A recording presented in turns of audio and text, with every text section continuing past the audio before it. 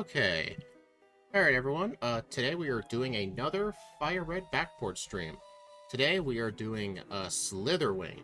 Last time we did Volcarona, now we're doing the Paradox form from Scarlet. Technically Volcarona has two forms, it also has Iron Moth, but we've already done Iron Jugulis, we need to give Scarlet some representation. So, how do the stats look? We're basically a hard-hitting, slow physical attacker. Our special attack's only 80. Our attack is 135, which I think is around Machamp or Dragonite levels, so it's really good. It's just... yeah, the special attack and speed aren't the best. Plus, it may not look like it. You may think we're part fire, but nope, bug fighting. So we have a 4 times weakness to flying. We're weak to psychic. We're weak to rock moves. What else are we weak to? Flying, rock... fire. We're weak to fire. Psychic.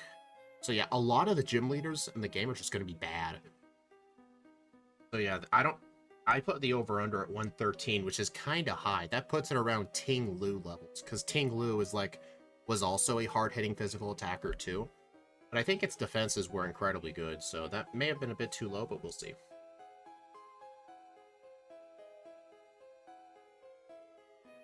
Alright, so let's just get this show on the road.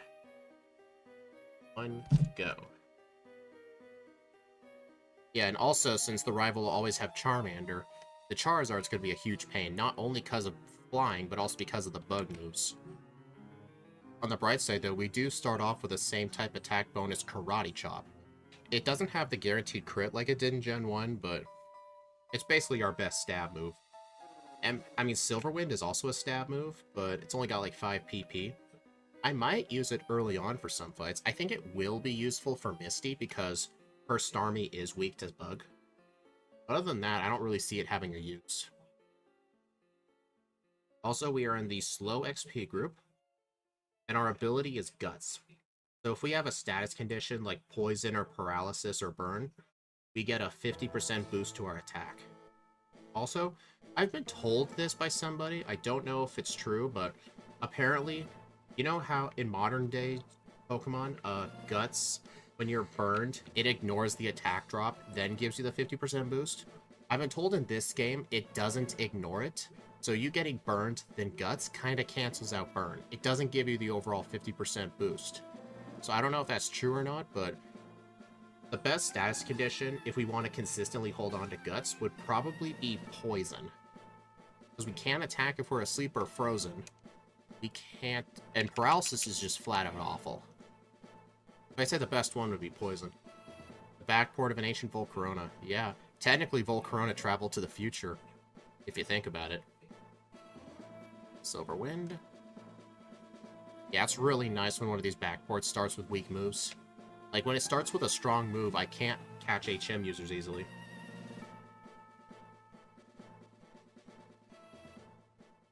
Also, we will be neutral to Brock's Pokemon, but I think a Stab Karate Chop will do wonders. I think I'll just fight the bug catchers with Ember. Because we are just neutral to it.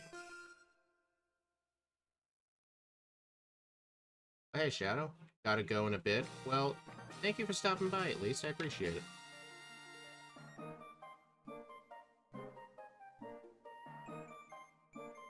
Alright, I think this training will definitely be necessary.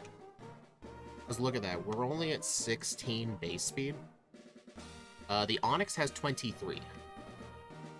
I mean, I think if we don't outspeed the Onix, it's less likely to use Rock Tomb. I think...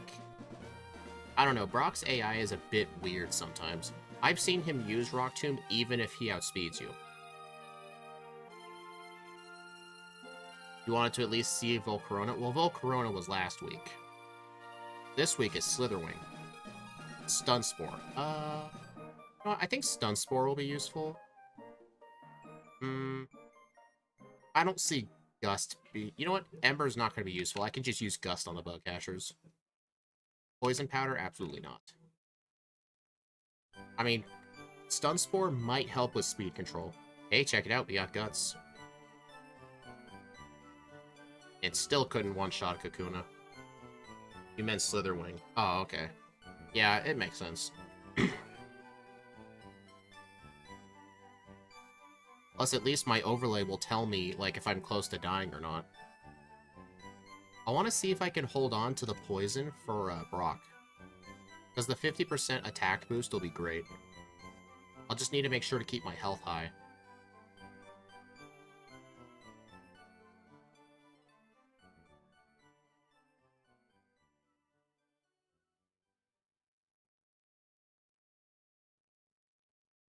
Does the front sprite of it look like it? The front sprite, you basically only get to see it when I'm picking up the Pokemon, but it looked real nice, actually. These sprites weren't made by me or Axio. They were made by other people in the modding community, because Gen 3 is the most popular gen to make ROM hacks for, so a lot of Pokemon have had sprites made. That's why it's going to be real easy for us to do the Firered backports, because almost all of them will have sprites for them.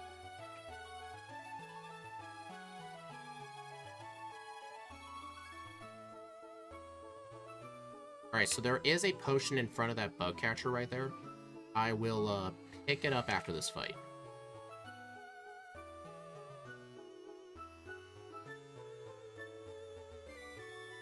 You know, since I want to hold on to Guts, I might actually go to the Pokemart first to buy potions first. I'll do the shopping first. Okay, I'm gonna buy 6 potions. No. There. Boss KO, welcome to the stream.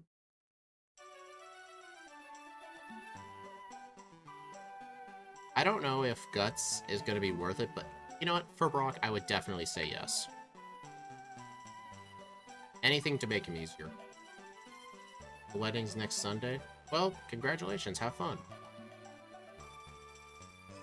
I don't think I'll be doing a stream that day anyway, but you never know. Alright, I think after Brock is when I'll scrap Guts. Alright, let's see how much it does to the Geodude. It one-shots, okay? But all I care about is the Onyx. So let's take a look. So without Guts, that would have done like a quarter, I'd say. So without Guts, that would have been a 4-hit. So Guts definitely helped out there. And it looks like I could make the fight way more consistent.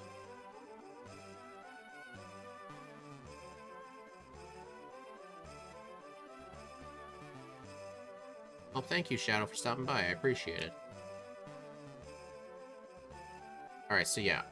Definitely in the second playthrough, I'll try my best on, like, any Wild Weedle or the Trainer's Weedles to try and get poisoned. Alright, should I... Now, question is, should I go minimum battles from here to Cerulean? Actually, no, I shouldn't. Rival 2's Pidgeotto is going to be a nightmare.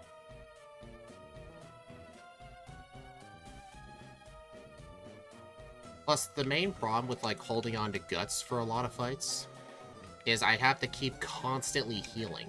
And, like, I could die in a fight if if I'm poisoned for too long. So yeah, I think I should fight a bunch of trainers if I can.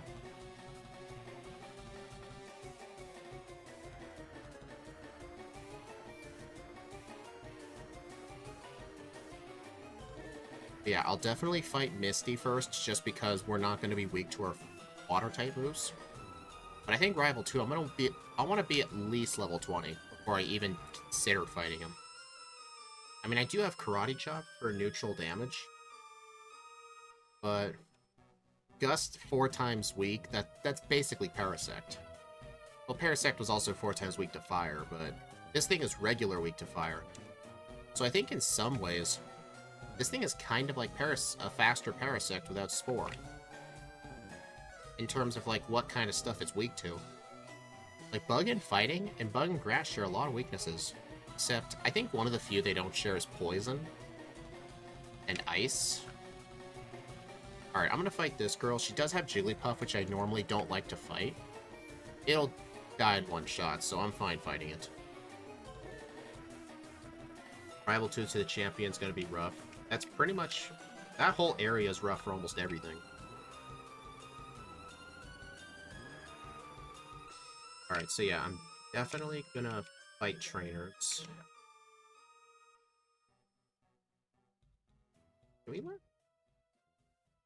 No. I mean, I made the moveset. I should know, but I just forgot. Also, it wasn't me who decided the moveset, it was Axu. Axu was in charge of deciding the moveset. Like, I trust his judgment. I think I should fight pretty much everybody who's on the route. Like, I'm not gonna go down the ladder to fight that one rocket grunt, so I think that's a bit too out of the way. But I'll fight, like, this guy right here. Outside the rival, I'm guessing Blaine's the next hardest. Well, there's also Sabrina, Rival 5. Who else? Pretty much every Rival 5 was past Rival 5.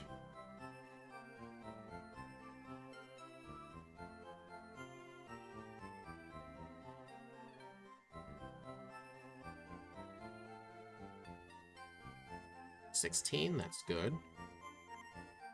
Part of me wonders if this is even efficient training at all. Yeah.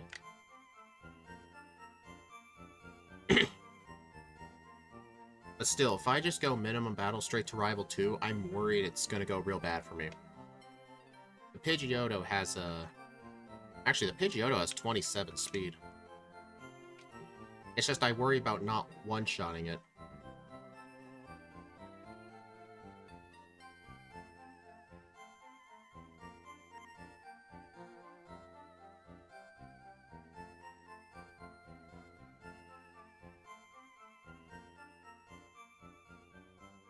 Right, I'm gonna skip the... No, get the heck. 2 runs. Yeah, I will be doing 2 runs to see what's hard. But part of me kind of worries is, like, I'll do too much training for the first, it seems easy, then I cut out training and it's hard. But then again, like, Rival 2 is like one of those exceptions where if I have to train, I can't backtrack to these trainers. If I could backtrack to these trainers, I actually would just see if the fight's possible first. But since I can't backtrack, I have to decide right now, do I want the training or no? Because if I want the training, I have to do it now. That's why my first runs do cutting of training. Yeah, but I was just predicting that the Pidgeotto was gonna survive a karate chop. Who knows? I could just be over worried. Who knows? It might not even be that hard.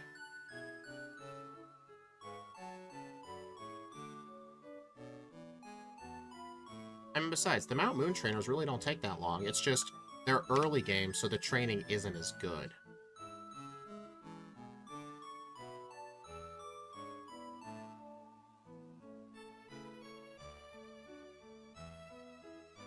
Oh, that was quick undisabling. Hey, Guts. Cool. You guys think I should keep Guts into Misty? I think I should, actually.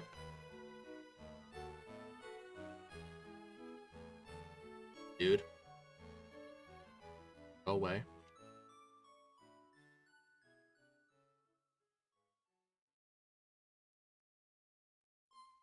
Alright, can't learn those TMs.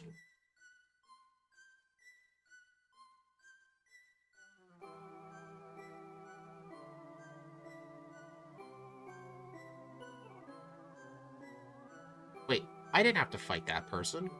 He's not even mandatory. Oh no. That could have been bad.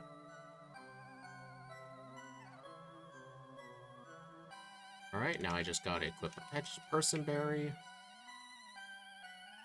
Alright, so I'm gonna karate chop the Staryu and then Silver Wind the Starmie.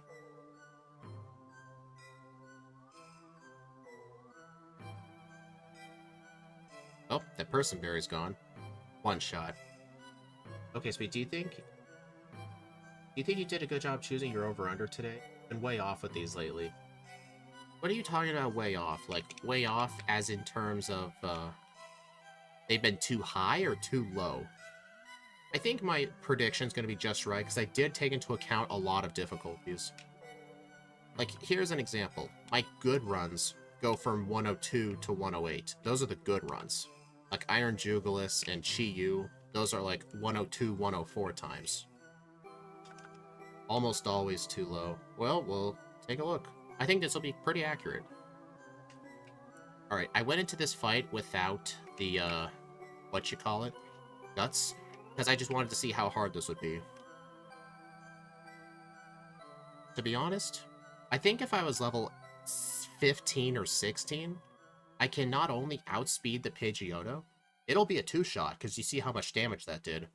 I think I just underestimated the fact that the rival just loves to use Sand Attack first. Does this have legendary-like stats? No.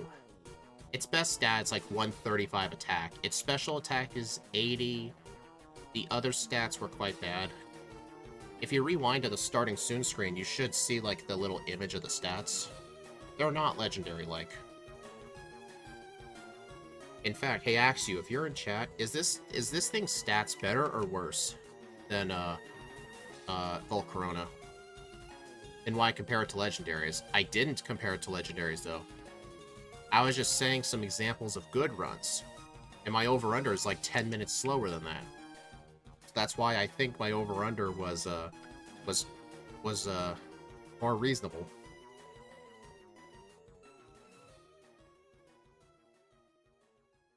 And I'm back here. Hey, Shadow. I'm glad to see you're enthusiastic about joining. Well, I don't think Slither's classified as legendary. Yeah, it's a paradox form. Yeah, they're not considered legendaries. Is it just me or does my game time seem a bit small? Oh, it looks a bit small, actually. Might just be me. I was planning to go to someone else's stream, but they canceled because he was sick. Oh, dang. Alright. Can I get Poison Point? Nice. Alright, since these trainers are so easy, I think I might be able to get away with not healing too much. Yeah, the game time does look slightly smaller. I don't know if I, like, increased the size of my timer at some point, but I definitely noticed that when I was making my Heart Gold overlay, my game time just looked really small. I mean, that's a very easy fix. I just have to go in the CSS and increase the font size. I might only have to do it by, like, 1 or 2 points. Don't need Thunder Wave.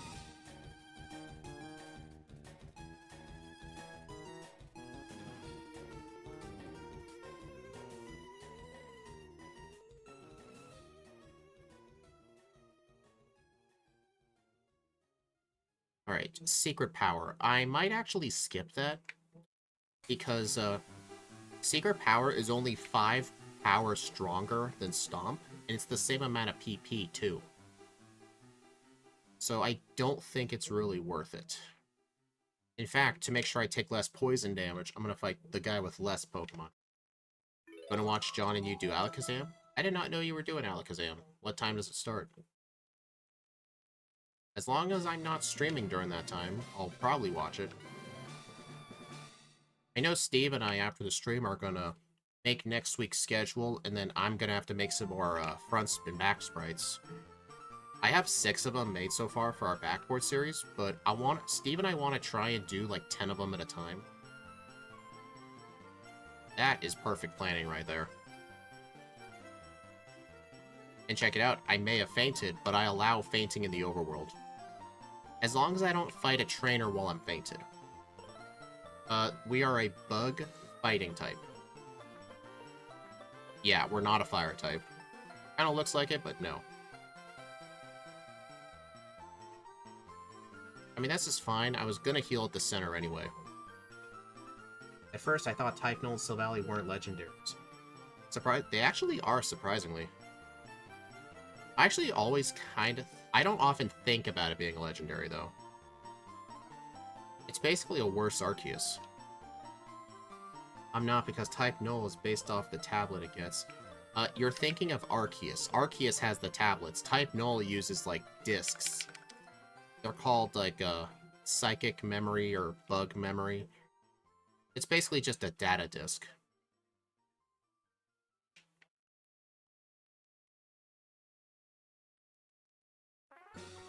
I'll get the citrus berry just in. Tablet disc, same thing. Yeah, not really. Those aren't the same thing, dude.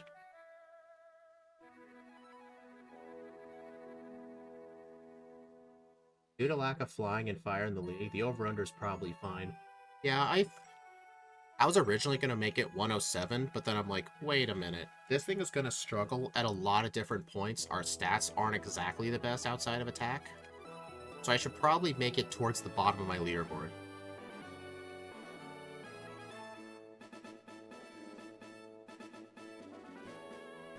Purples, the...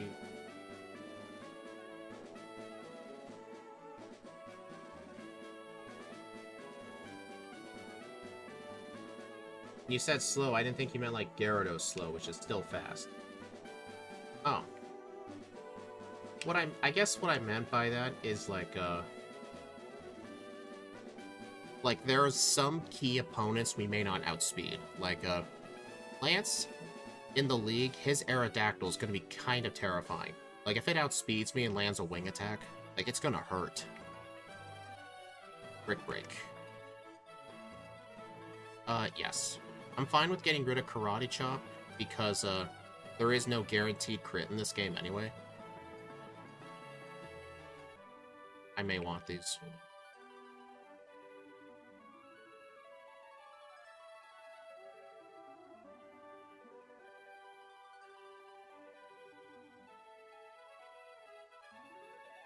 It's really convenient getting Poison, too. I'm not gonna route Poison into my run, with the exception of Brock. But if I happen to get poisoned, I'll try and hold on to it for as long as I can.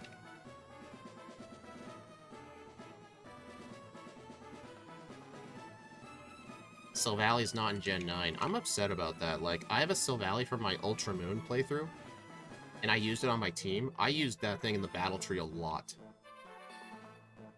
I think I used it in Sword and Shield.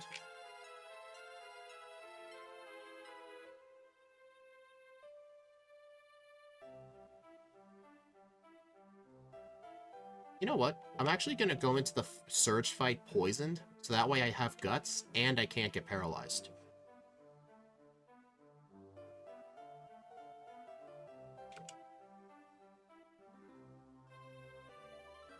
Dang it.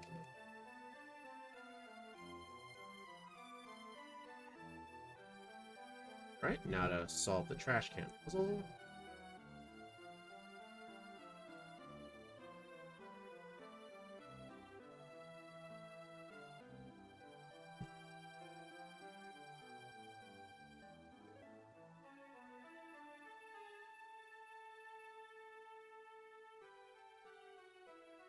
What does Guts do again? When you have a status condition like Poison, Paralysis, or I'm not going to say Sleep or Frozen because you can't attack if you're in that state anyway, you get a 50% boost to your attack stat. Technically, it's supposed to do it with Burn, but I've been told that in the earlier games, Guts does not ignore your 50% attack drop from the Burn. So in this game, getting burned plus Guts kind of balances out back to 0. But in modern games, it actually ignores the attack drop, then gives you the 50% boost. So that's why I said just Poison and Paralysis. So if I happen to get poisoned before a major fight, I'll try to hold on to it. With Sleep, you can use Sleep Talk. Oh yeah, I'll totally use Sleep Talk.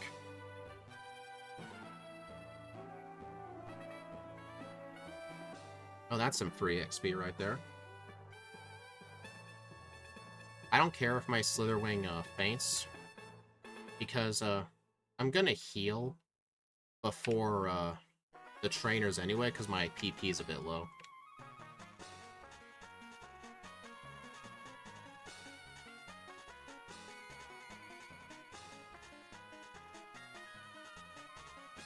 Dude.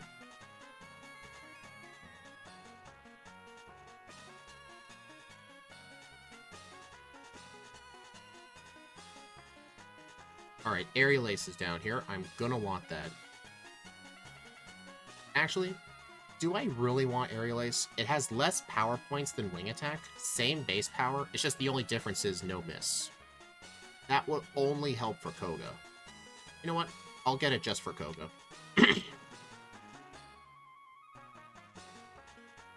Dang it. How come you didn't dig out from Diglett's cave?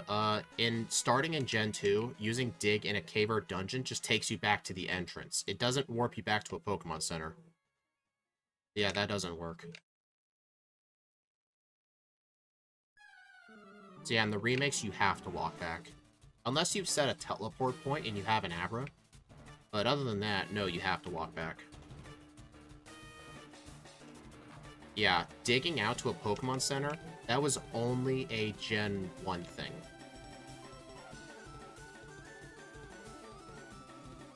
Alright, I do not want to hold on to the poison. I don't want to hold on to it because these upcoming fights are really easy. And I don't want to be keep consistently healing.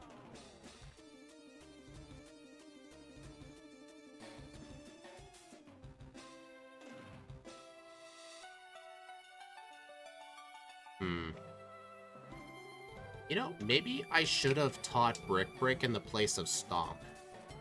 Maybe I should have gotten rid of Stun Spore. I'm holding on to a lot of useless moves. I don't know what to do, actually. Dude.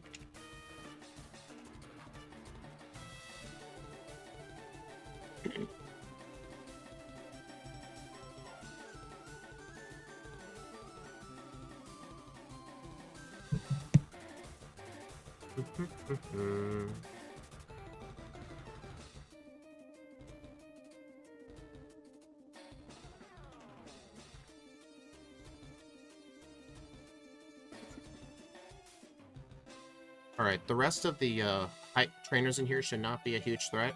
Not even the hikers.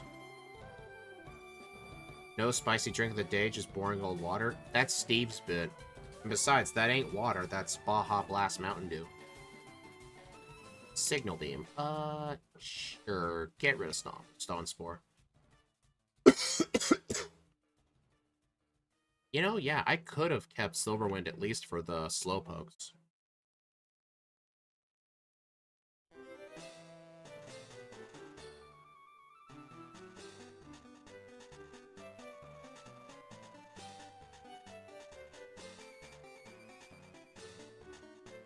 Yeah, I think I should have considered just holding on to both Brick and Karate Chop. Just for extra power points, but I think Wing Attack just delivers a lot of extra power points.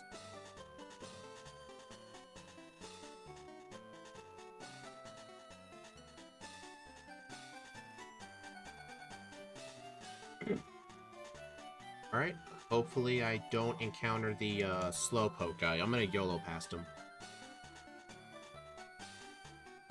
Dang it. That guy's a spinner, by the way. That was just unlucky. Oh, Signal Beam, right.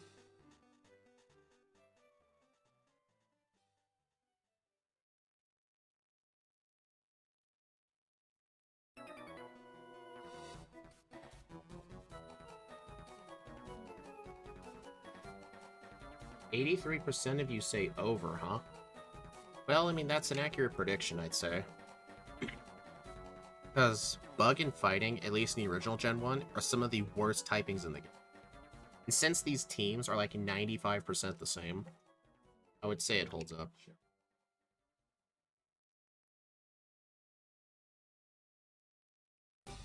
The Slitherwing sprite looks good. Hey, Area 91. Yeah, I wasn't the one who made the sprite. It was made by some other guy. There's just a lot of people who make Gen 3 sprites for a lot of the newer Pokemon because a lot of Gen 3 ROM hacks exist.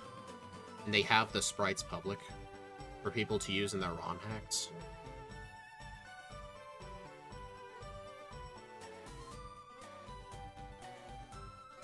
Low level up group and lots of Alakazams. Shush, Steve, let's not talk about that.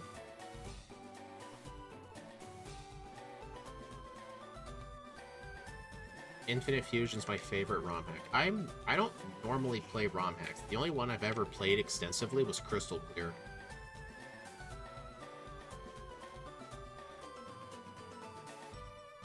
I might actually want these. I'm not gonna get the coin case. The only Game Corner TM we can learn is Iron Tail. And I do not see Iron Tail being useful for anybody. Iron Tail is only really useful, like, if somebody has no answer for Bruno's Onyx. Like, for example, the Evolutions.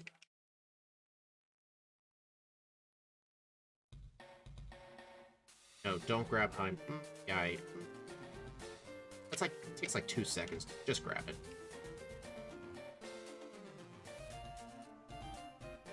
I'm definitely going to be buying a lot of items.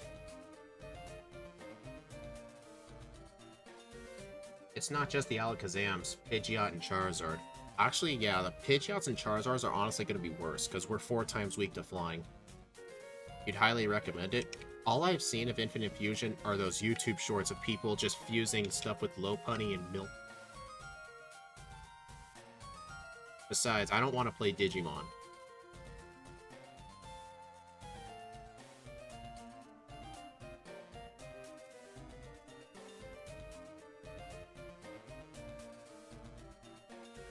Calcium? I don't think I'm gonna use that. Because, I have no interest in investing in my special attack. So I think for the next run, I might just do an Adamant Nature. I like to do these first runs with a neutral nature just so I can see what I need. And actually, it's gonna be a tough call between plus attack or plus speed. Because we do have access to bulk up as soon as we clear out the tower. We can just head into Sylph and get the TM for it, or just learn it in the mid-40s. I don't know. I think plus speed might be the best, but I'll just see throughout the run if I struggle to outspeed anything. I mean, right now, 73 speed is not the best. And I've got 58 speed EVs, too. I can only use 5 Carbos at this point.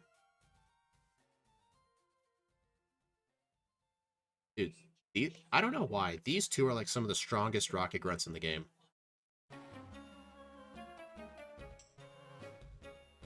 You know what? I'm gonna stay paralyzed because this will activate Guts.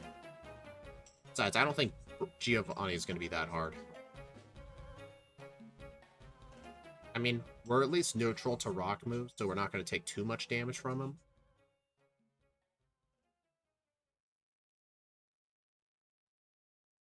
Let's see if we one-shot. Nice. That was a bit kind of scary, though.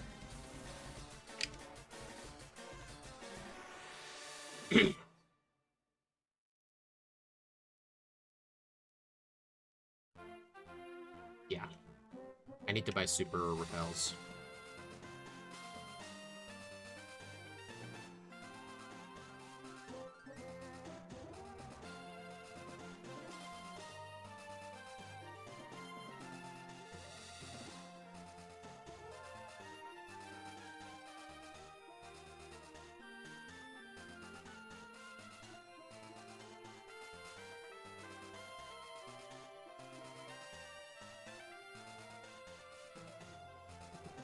Okay.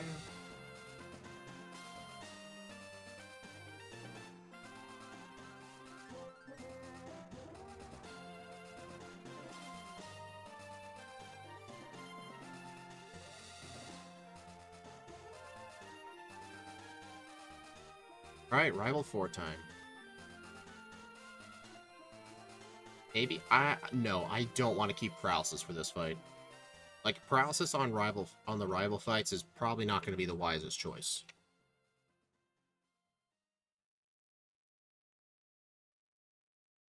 Alright, the Gyarados is coming up soon.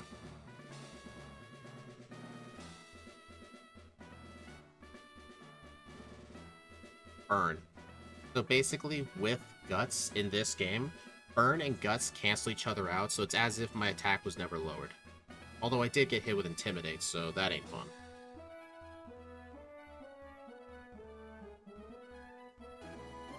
Oh, I was about to use a Repel, but then I just remembered I already used one.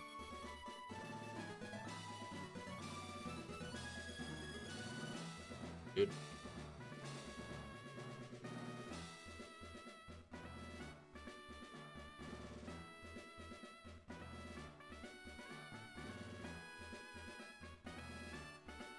Alright, there is a Nugget down there, but I am not going to get it because of that spinner right there.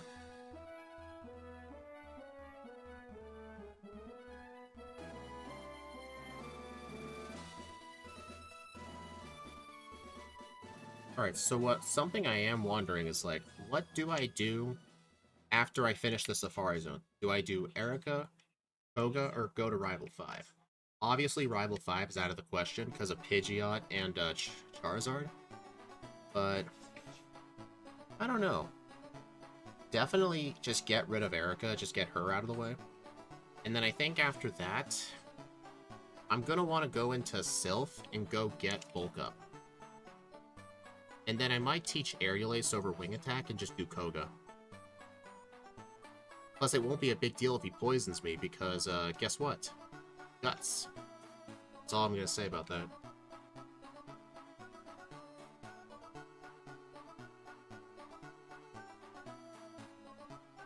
Alright, I really need to be using Stomp over Wing Attack in case of neutral damage because, Stomp has 5 more base power than Wing Attack.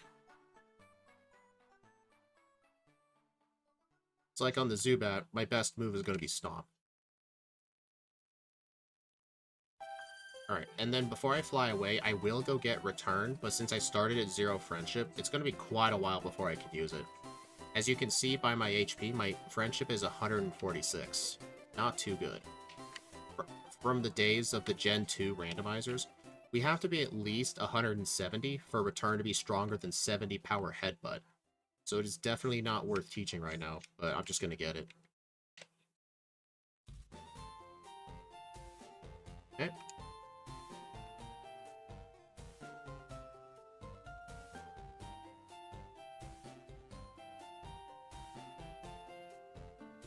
I wonder if I can one-shot the Snorlax. You can get Substitute for Koga. That is true, but I might... Actually, I want it to block Smokescreen. Go away.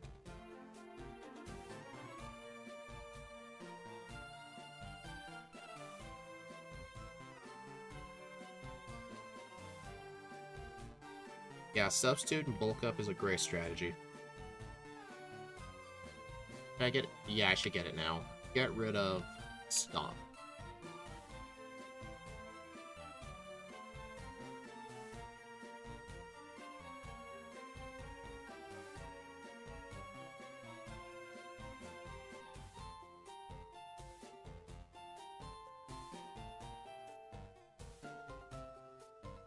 Sunny Day, I might want that. Well, our only good fire move that we can learn, I don't even think we get Flamethrower or Fire Blast. Quick Claw, I might want.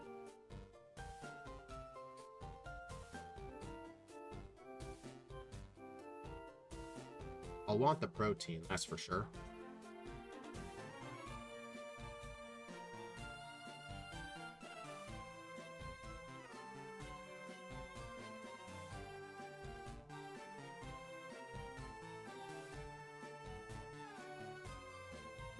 Alright, let's go do Erica.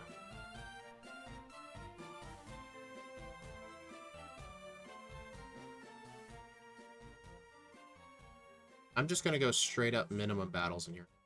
You get a lot of moves around 70, but not a lot higher, mainly Earthquake. Yeah, that is true. I mean, with Stab, technically Signal Beam is over 100 power. Excuse me, but what ROM hack is this one? Hello, Kitsune Tales X8. This is a vanilla game, except this is a backported run, where we basically take a Pokemon from a future game and put it in an older game and see how well it can beat the game. Yeah, the only thing that's changed about it is we added the Pokemon Slitherwing. Gave it some moves, sprite, some stats, and then just we're running the game with it. These backports are interesting, yes. Excuse me, how did Victory Bell survive that? I mean, at least I have Guts active. But still, Paralysis ain't fun. Morning Sun? Absolutely not. If you're wondering why I didn't teach it, in Gen 3, Morning Sun only heals a quarter of your health, half of your health in sunny weather. If I need a healing move, I would rather have Rest. I did. My controller disconnected. Weird. It does that sometimes. Alright, so next up, I need to go to Sylph and go get the TM for Polka.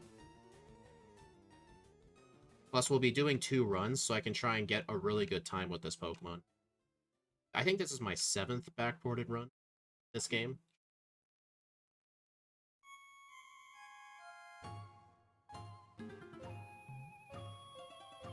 Okay.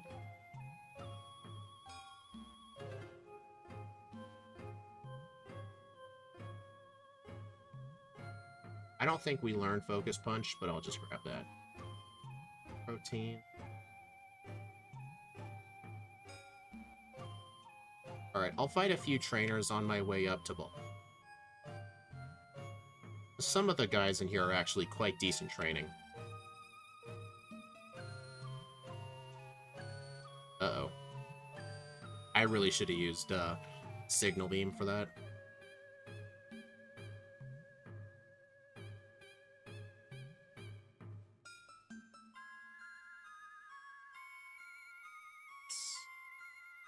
Seven.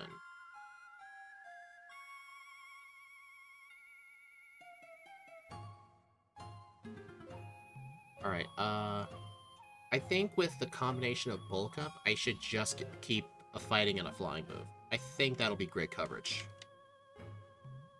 Because Bug is not good coverage against anything. Alright, do I have a full... I want to go around and pick up some vitamins.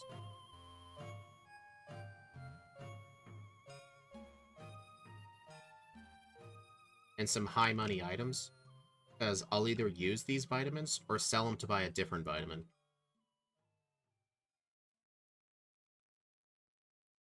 I think the best... I don't know. What do you guys think is the best vitamin I should invest in?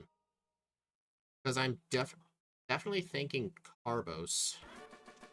But maybe I should also invest in some attack, because my attack EVs are pretty low. Or maybe special defense, or maybe irons, because some of my biggest weaknesses are physical moves, like flying type,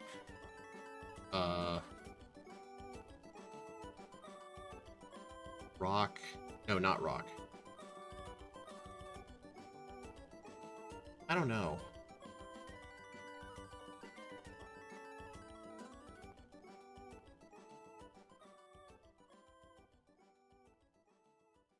I think mainly just Carbos and... I think just Carbos and Protein. I think that's what I'll buy. I might want that. You know what? I have Substitute. Let me try this fight. I'm probably gonna get absolutely destroyed, but let's see. Well, Alright, I at least outspeed the Pidgeot. That's a good sign.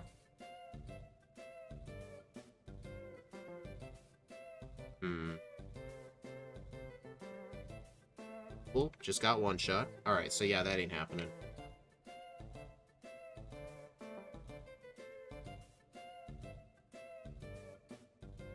Alright, let's go do Koga. Alright, I'll need the Aerial Ace.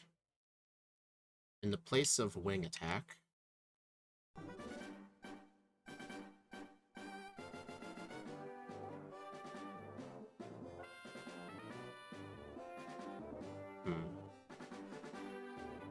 What level am I going to need to beat Rival 5? Because here's another question, like, should I just delay Rival 5 and just go straight to Koga? Or you know what? That Brick Break did like half damage to the Pidgeot. I think if I came back at level 40 with Guts, I think it can make a huge difference. But then again, I might want to set up. I don't know.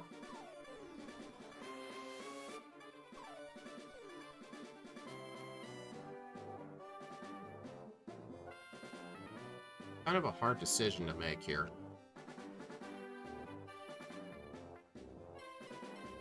Dude, Sandslash is so bulky.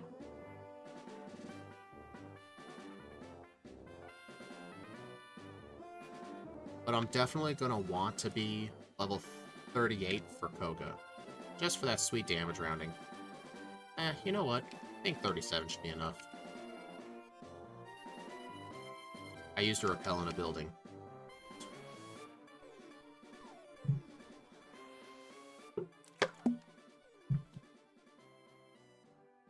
Alright, substitute. 1, 2. Yeah, I've basically learned through my years of playing this game and watching other people play this game like Exceptional.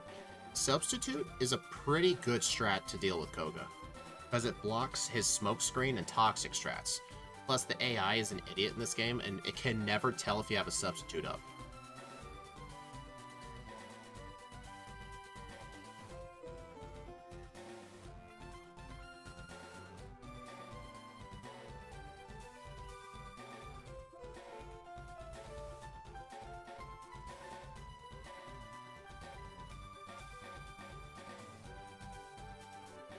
I really don't know if I want to do Blaine first before Rival 5.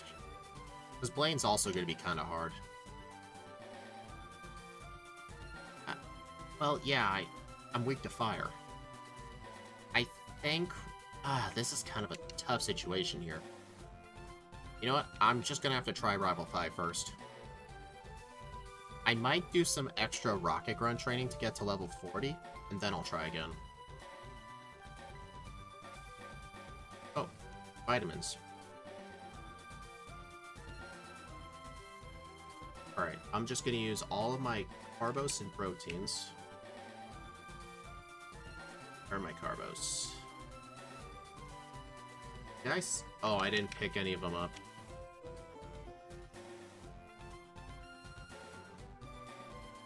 Sixth. There's 2 carbos here, and I didn't pick up either of them.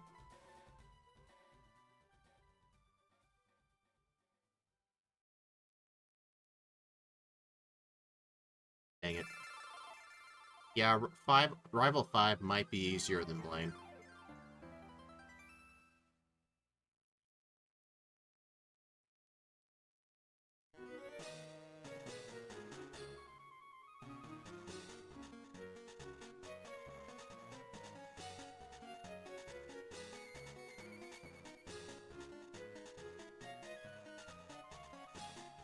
Carbos.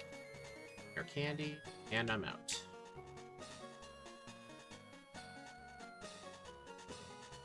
Alright, so let's go do our vitamin buy.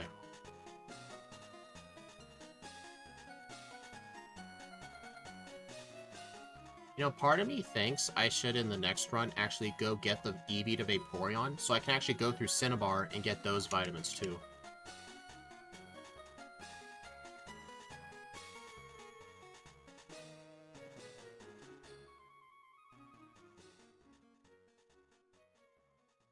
Focus Punch, Toxic. I'm not going to teach Sunny Day.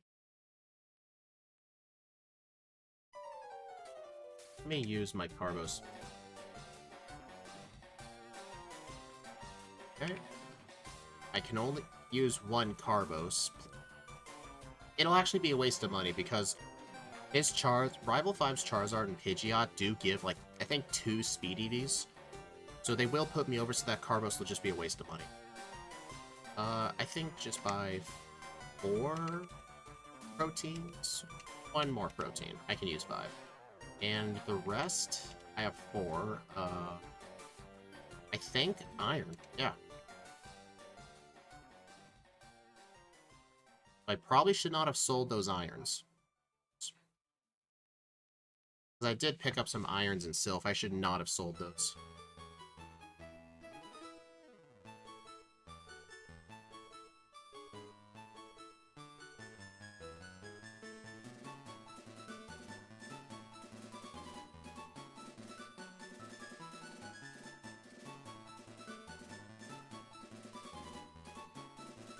I do want to try and fight 1 more person in here to get to 40.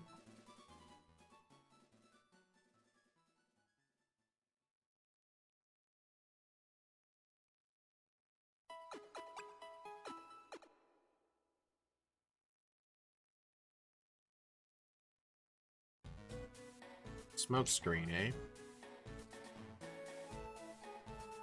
Alright, I need to fight someone else.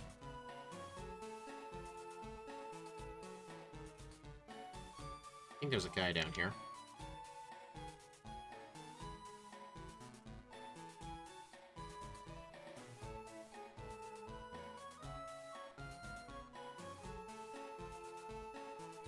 This guy ain't good training either.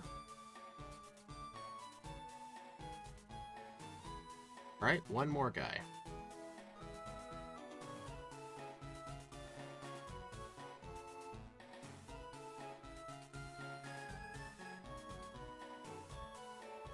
This guy's actually pretty good training. Level 40, that's good. Dude, he has an Arbok too? What is this, the 6th floor? I should keep a note of this guy, actually. It's the 8th floor. Go back up to the...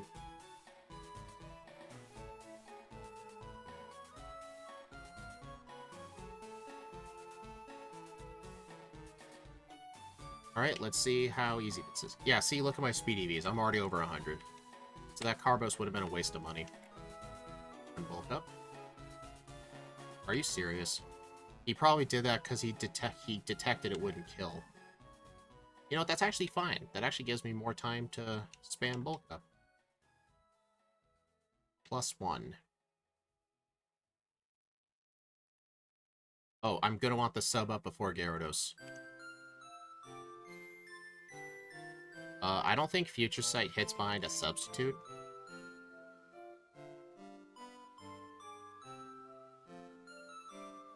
Dude, really? I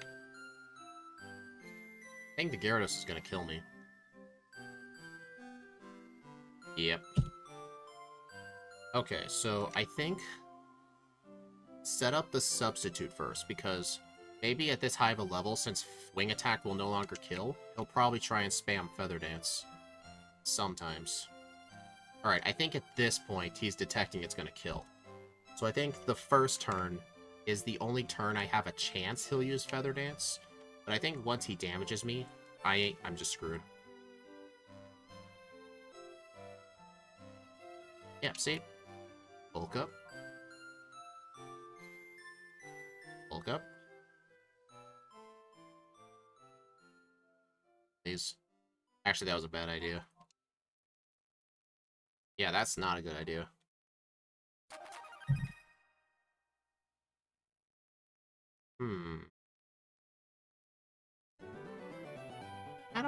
What's the best strategy here? You know, this actually would have been a fight where Stun Spore would have helped out nice, but I really don't have room on the moveset. Or, like, Rest or something.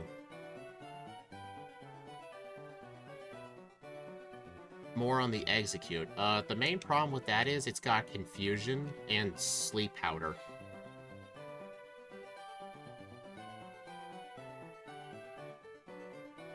I think I should just set up on this thing, because I might have to test the theory. Can Future Sight hit behind a substitute? Because I don't know if it does. It doesn't. Okay. So I think just set up once, and then just get to the Alakazam, and then set up. It's gonna Stun Spore Sweep. Yeah, but the Pidgeot won't allow me to set up a substitute because Wing Attack does so much damage.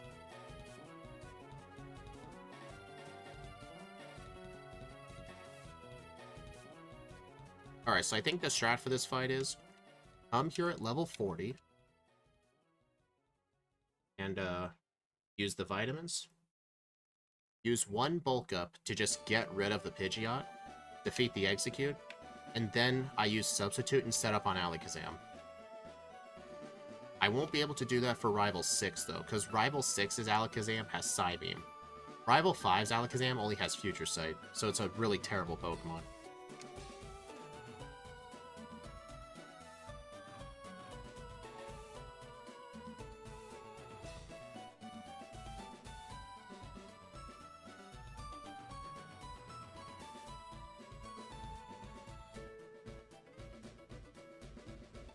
Bulk up. Alright, I'll just set up twice. Now I'll Aerial Ace it. Alright, Poison Point. Cool. Guts is basically the equivalent of +2 in my attack stat, so it's like I have +4 attack.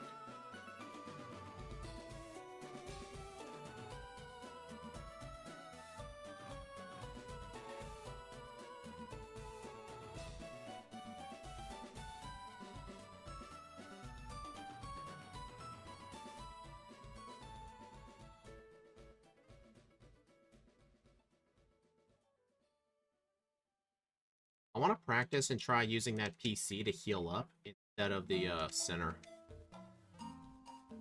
Part of me just wants to try that.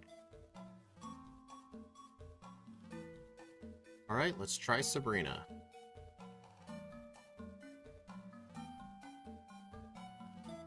This fight is not going to go too well. I don't know. Sabrina does have a 50-50 shot of using Future Sight instead. Let me try setting up a substitute. Oh, that's actually fine. Because Brick Break will Shatter Reflect.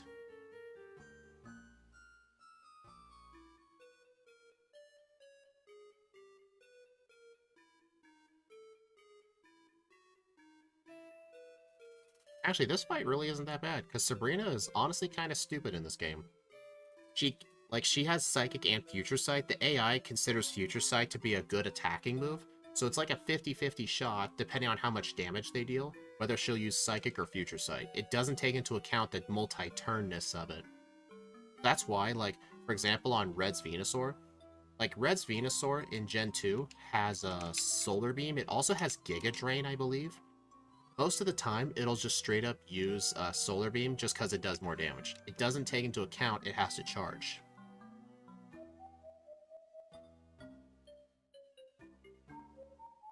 I'll need to go back for the Warden Can.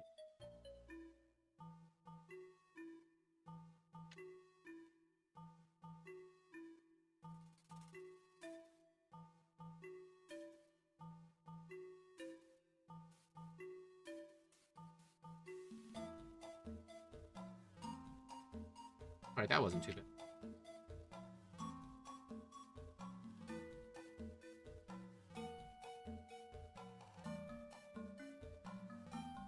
Gonna need this candy too.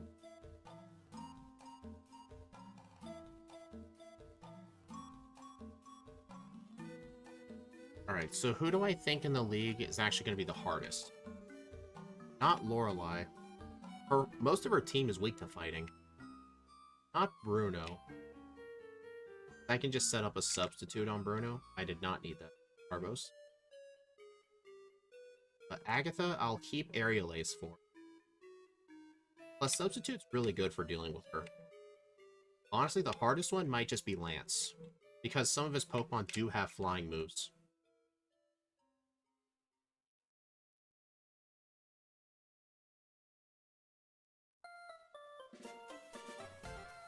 Alright, I'm not going to fight Blaine's trainers, because in Firered and Leaf Green, these trainers are really not that good, because there's a lot of way better trainers coming up. You'd have to be a really bad Pokemon to do training here.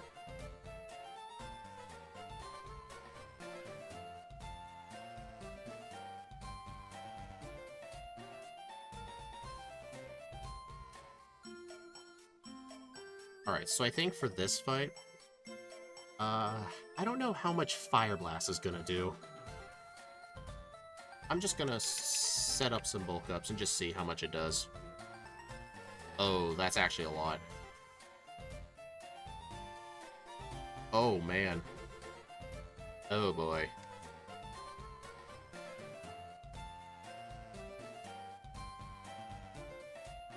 Okay, so that ain't gonna work. Do you guys think I should use some of my candies now? No, that'd be a terrible idea. Let me try again.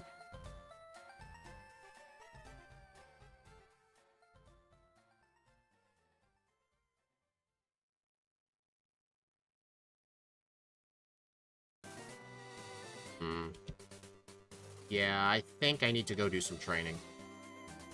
Hey guys, I take back everything I said about you.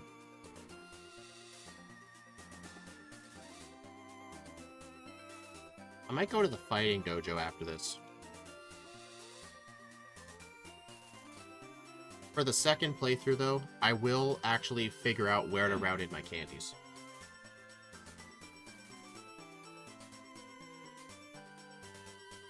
Yeah, because I think level 45 is going to be the best. Because you notice with that Rapidash, when I was at +1, the Rapidash after a Brick Break barely lived.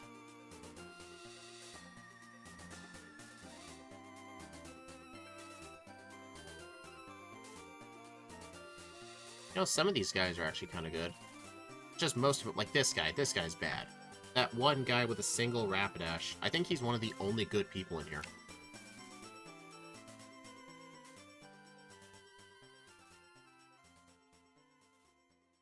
I'm really hoping, though, when I do my second run, I can route in my rare candies earlier.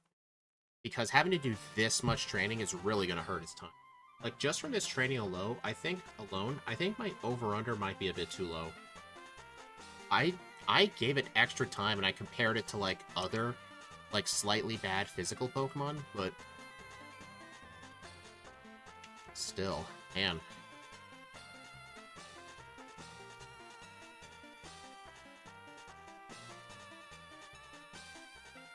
Alright, you know what? I'm level 45. Let's just try Blaine again.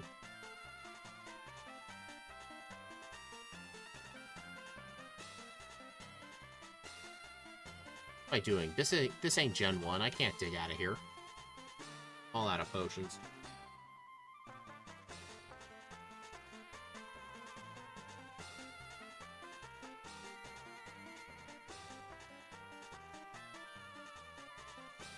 I'll definitely need to buy a lot more potions for the second playthrough.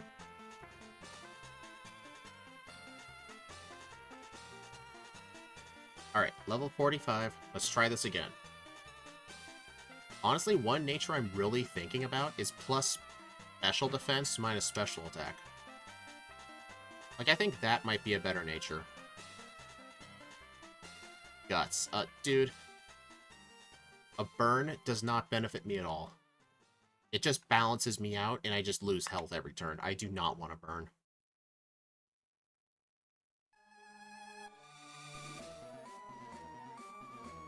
Dude, again?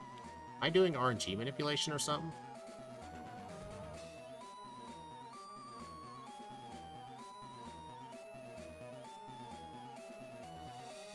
Dude, I really hate how he leads with the Growlithe, because I can't substitute myself from that Intimidate. Alright, so I'm just gonna stick to, plus just 2 bulk ups.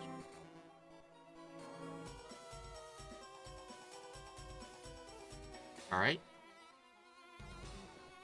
Now I'm back to normal. Brick does half. Fire Blast kills me. Alright, I gotta go do more training. If they added the ability to run in buildings in Gen 3 instead of Gen 4, that'd be neat. Yeah. Actually, in modern games, you can run anywhere you want.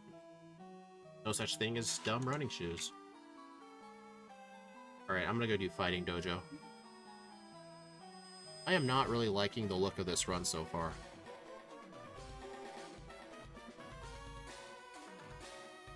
And I just did, yes.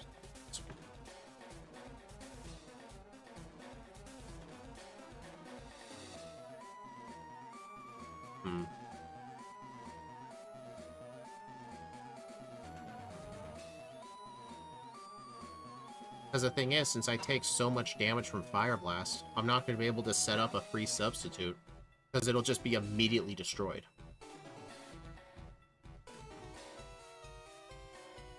Like, this is why, like, some people think Substitute in, like, these runs is overpowered. It is for some Pokemon, but not all of them. Because you have to be able to tank hits, too. Like, defensively brittle Pokemon cannot handle substrats. Unless the AI is just stupid. Which it usually is.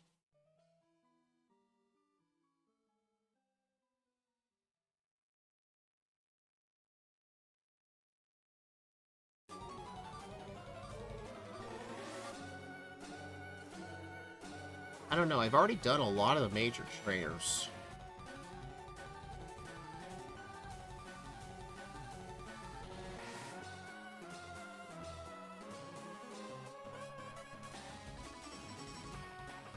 You know what, I'm gonna go get the Route 12 candy. What's my friendship at? 235. Dang it. Darn it. You know what? I think I'm at the point where a return should be more powerful than a stab brick break. Can anyone do the math? Take the number 235 and let's see, what's the math? Divided by 2.5. Tell me what number that gets you.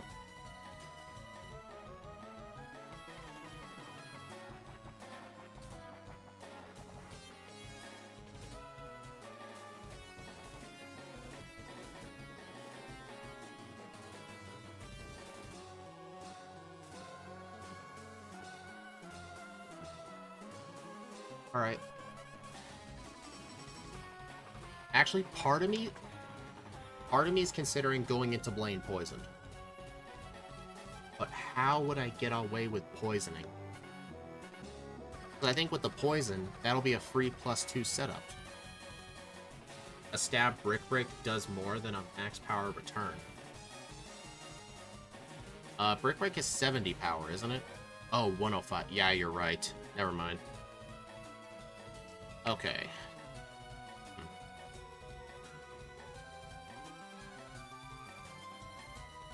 Yeah, I'll need to route this in for the second playthrough. I need to try and hold on to get poison for Blaine. So I'll only just need to set up once. Like, having one bulk up plus the guts, that's effectively +3. Alright, come on, Weedle. Thank you. Thank you for being quick about it. Dude, go away.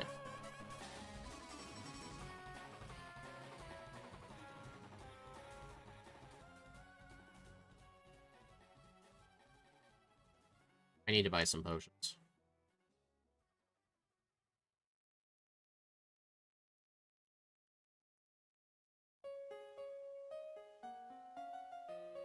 Why did I heal now? I'm supposed to heal when I get to Blaine, because I'm losing HP every turn.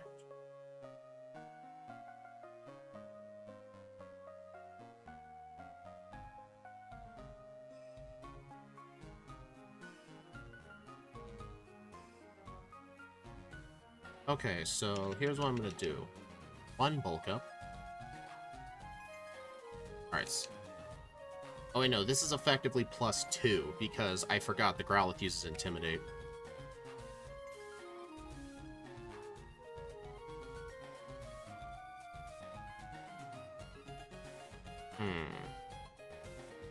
Alright, so now this is going to lower me to effectively +1. Dude, even that didn't help. Like, I take too much damage from the Growlithe. And I can't just set up on something else, because, like, everything has Fire Blast. You know, maybe I should just straight up sweep.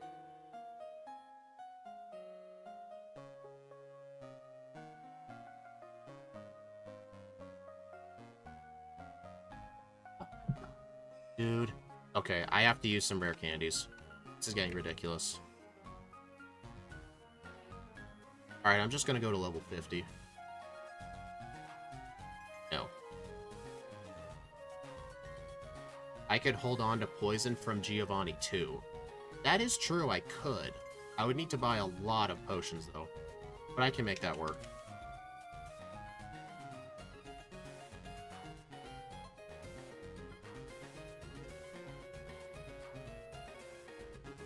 Because I want, despite the -2, hopefully with Guts, it should still do at least half. Okay. Dude, I still die. Man, I did not predict Blaine was going to be the MVP of this whole thing. Alright, I'm just going to have to use a bulk up. Well, the thing is, I have to survive a Fire Blast. I can't survive a Fire Blast off of the Arcanine. Like, it kills me. Maybe I should have invested into Zinc instead of Iron. Alright, I'm definitely seeing how I can improve this for next time. Invest in Zinc instead. Have a plus special defense nature. And, do the training. But I think for now, I might just have to luck through Blaine. Yeah, I just need to luck through. I'm just gonna have to hope for a miss, or I somehow live at 1 HP.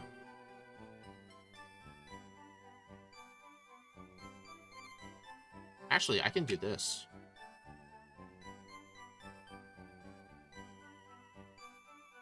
Actually, no, that's a dumb idea.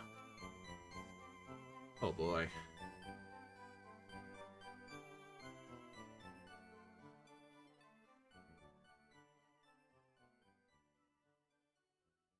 Okay, so yeah, just straight up sweep.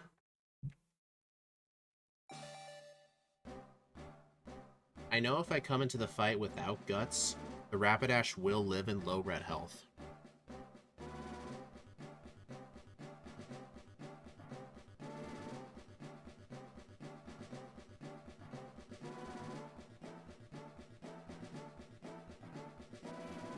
Dude, this is awful.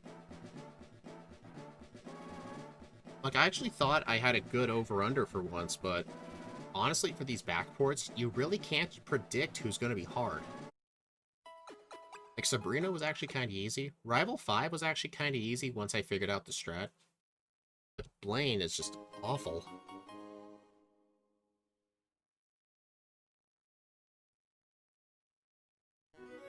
Plus, I've already used, like, 4 rare candies.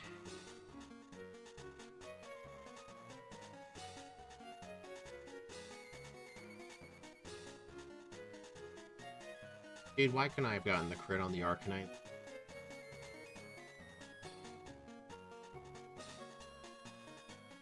And you may be thinking, like, why not just get off a substitute so you can block that Intimidate? I think even without the 2 Intimidates, I think I'll still not knock it out. I also think maybe using Chesto Resto to stall out and set up bulk up. That's not going to be a good idea. Because I don't know if you remembered earlier from that Growlithe. The Growlithe can nearly kill me with 2 Fire Blasts. Okay, see, I got the crit. But yeah, I'm definitely seeing how I can make this easier in the next round. Instead of investing in Iron, I'm going to invest in Zinc for special defense, and I'm going to use a plus special defense in each. The over's looking real good. You don't say, Steve, you don't say. I mean, I did not predict Blaine being that awful. Like, I took into account having, like, 3 resets. It's at, like, maybe 3 resets Sabrina, a few resets at Blaine, maybe 2 at Rival 5. That's kind of what I predicted. I did not expect 10 resets on Blaine. Like, that's just awful.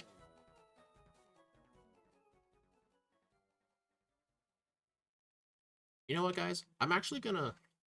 If I get poisoned in this gym, which is very likely because of how many Pokemon here have Poison Point, I'm gonna keep it for the Rival 6 fight. But I think I will need Poison for it.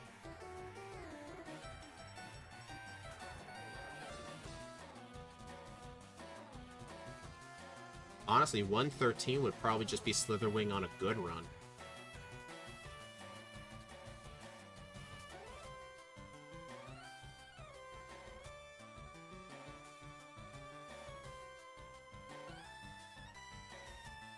You know, I think Lance may not be as hard as I think, because his lead Gyarados is honestly very easy to set up on. Its moves are kind of bad. It's just like Dragon Rage, Bite, which I resist, Twister, which is bad, and the 4th move I think is Hyper Beam, but the AI only goes for Hyper Beam if it detects a kill, because it deprioritizes recharge moves.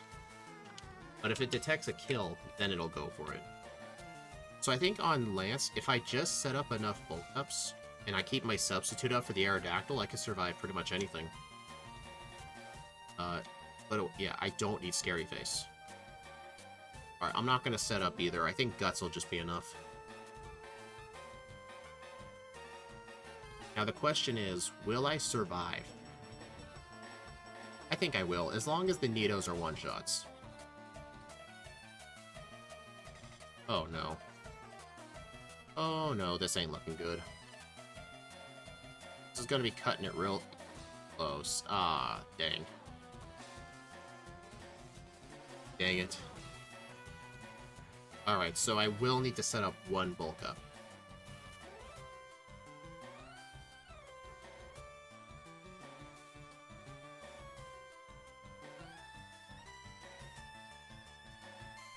Alright, so I think 1 bulk up with Guts should be enough to knock out those 2 Pokemon.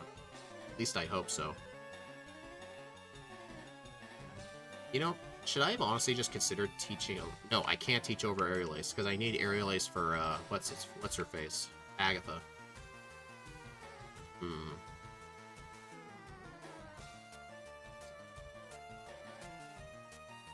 Dude. Poison, it's just really hard to hold on to Poison. Like, what do I do here? Alright, I think I know what I have to do. I need to... I'm gonna knock out the Rhyhorn. I'll need to set up a bulk up without substitute. Because I can't afford to lose that HP. Like this thing.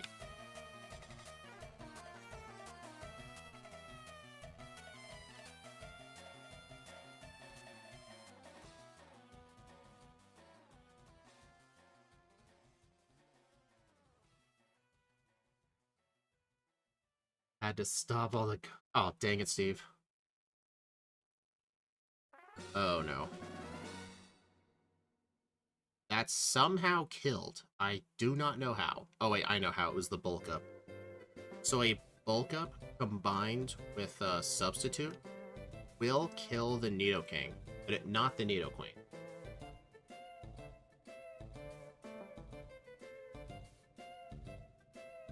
Oh, what, did I...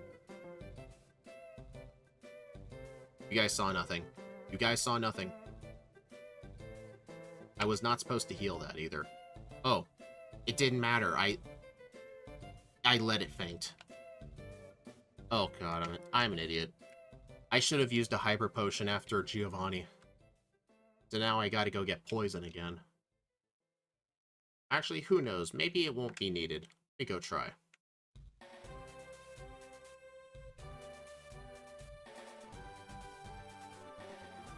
Yeah, but hit the over. Dang. Alright, bulk up first. 2. Yeah, I don't think Guts would have been good for this fight anyway because of the poison damage. Unless I wanted to do paralysis, but paralysis is never good. Air Lace? Attack. Oh boy.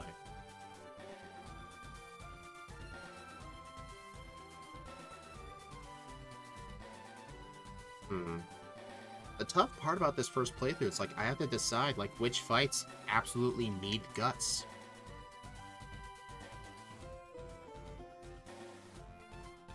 Ouch. Just destroyed.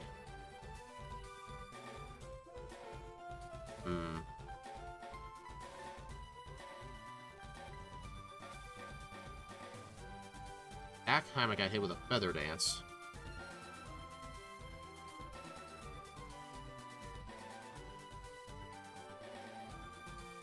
I was kind of hoping it would use Future Sight. Dude. Future Sight, thank you. Okay, alright, this is not a reliable fight at all.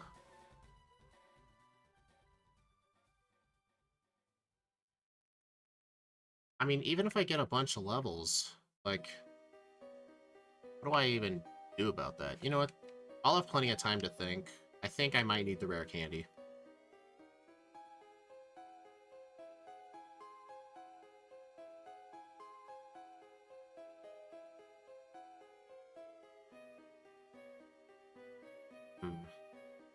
It's not really increasing my chances on the champion at all.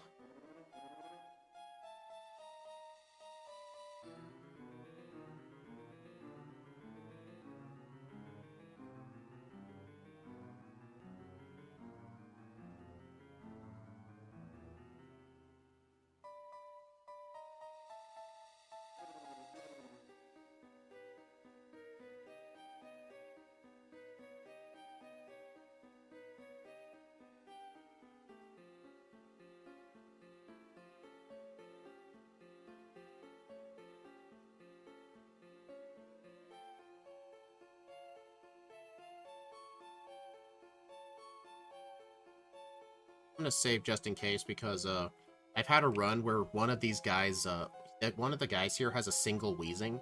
It just straight up used self-destruct. It didn't kill me, but it left me at low health.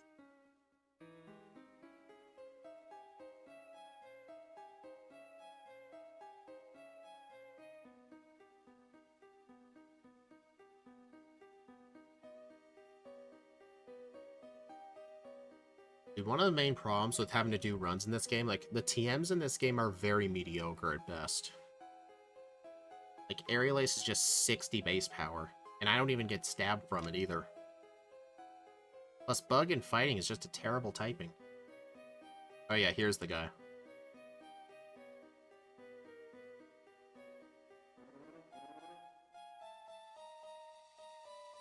That guy's, Gen 1 Koga right there.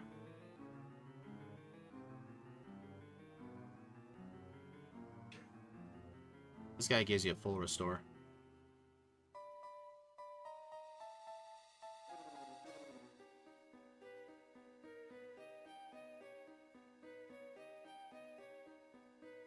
You still playing Pokemon? I think this section may not. Uh, the remakes introduce like like a little archipelago of islands you can visit to called the Sevi Islands.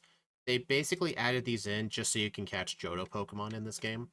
They needed to put them somewhere, so they decided to just give you a post-game area. You can do some of it in the main story, though.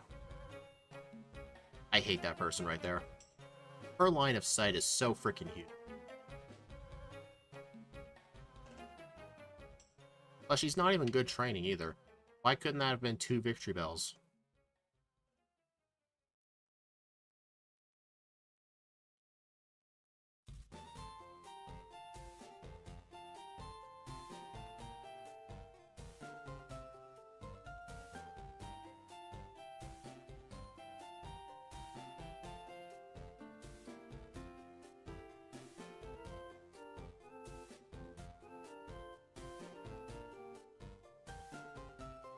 Yeah, the only reason I did all this was just to get that one rare candy behind the house. Oh, I don't want to fly here.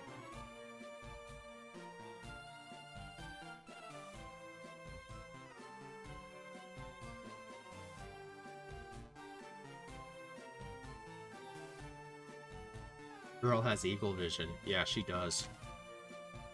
Plus, she's not a spinner. She just randomly walks around. Hello, some gal. I had no idea you could run from the Hypno. It's actually kind of funny, yeah. Yeah, you can actually just run away from it.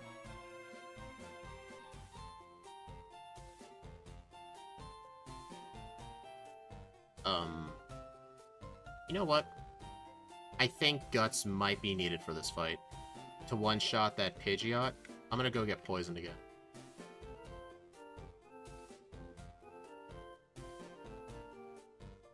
Yeah, I mean, you never know till you try it, right?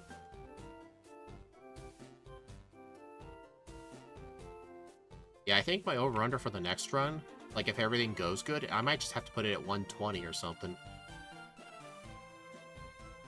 Actually, no, that'd be 7 minutes worth. No, that's too low. I think 125. Dude, come on. Give me a Weedle. Thank you.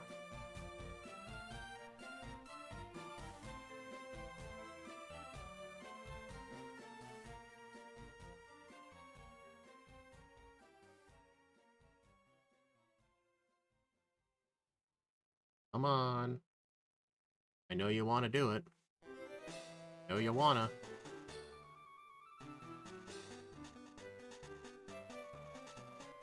Dude, the first Weedle poisoned me real quickly. That one's just taking its time.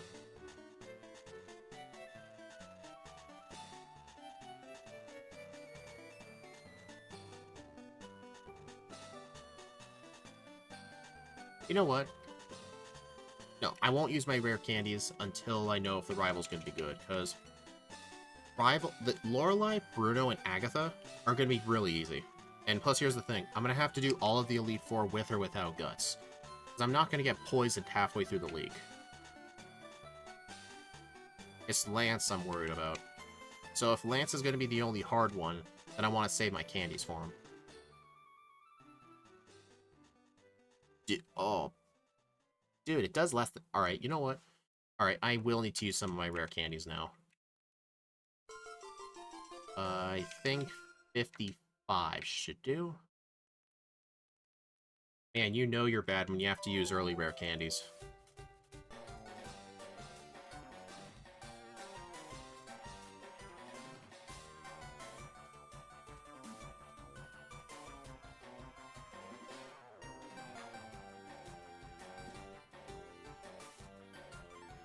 Really? That's kind of interesting, actually. If I'm at a high enough level to where Wing Attack doesn't have a chance to kill, I might be able to get away with using a substitute and then bulk up.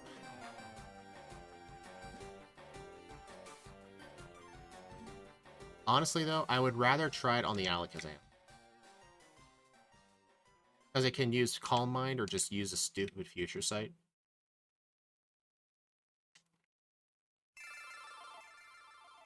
Plus, I have the substitute up for the Gyarados. Oh, wait. Right. Forgot about that. Well, game dev, you couldn't have predicted the reason that that over-under was awful. You couldn't have predicted the reasoning.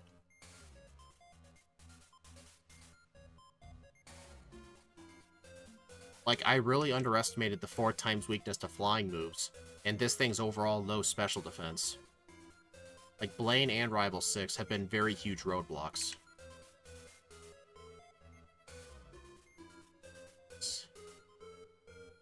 You know what? Why am I not teaching Return?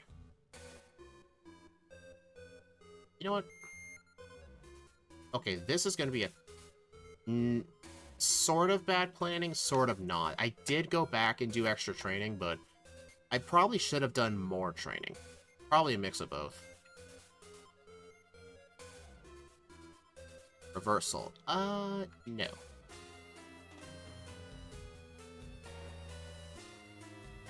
You know what? I'm using all of them to level 60.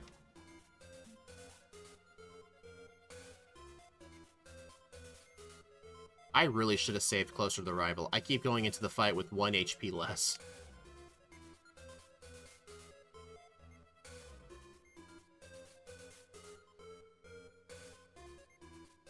And I really wish you can get leftovers in this game. It would help a lot.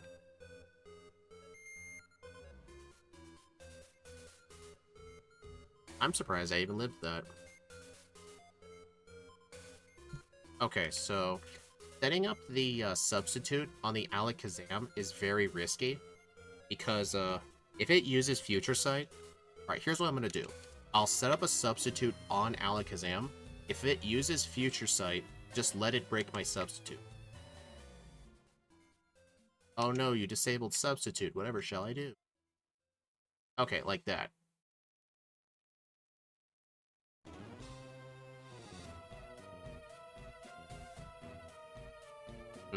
Yeah, this is bad.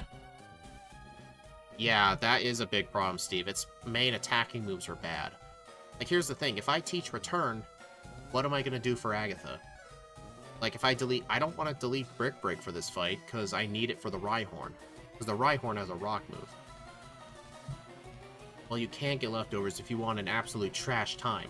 I should have been more clear, yes. But I have done it once before, and that was with Wobbuffet. But, it took a while. Like, it chose not to use Earthquake or Return. Yeah, I think Return... I think I definitely should have, but... Like, let's say if I teach Return over Aerial Ace, like, what's going to be the best plan for Agatha? Because Earthquake cannot hit her Ghost types. Brick Break can't hit her Ghost types. Like, what would I even have to work with, though? I mean, Earthquake for this fight doesn't even help with the Charizard. You know what? I'll figure something out. I need to delete Aerial Ace.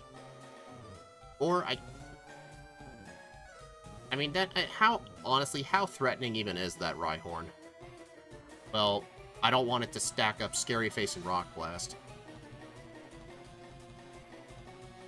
I'm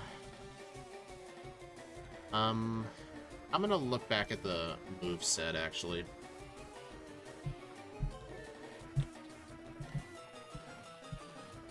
Alright, I have a PNG of it. Let's see, what TMs do I learn? Steel Wing? That could be an idea for Agatha. Just get the TM for Steel Wing, so then I can just reteach over Return. Yeah, Steel Wing might have to be our best bet. Where do you get Steel Wing? I honestly don't remember. I never get that TM. The only other TMs we can learn that can hit Agatha are Aerial Ace, Iron Tail, and Hidden Power, but we're never going to get Hidden Power. Alright, I need to go look up where to get Steel Wing, because I legitimately have no idea. TM P7 Pokemon.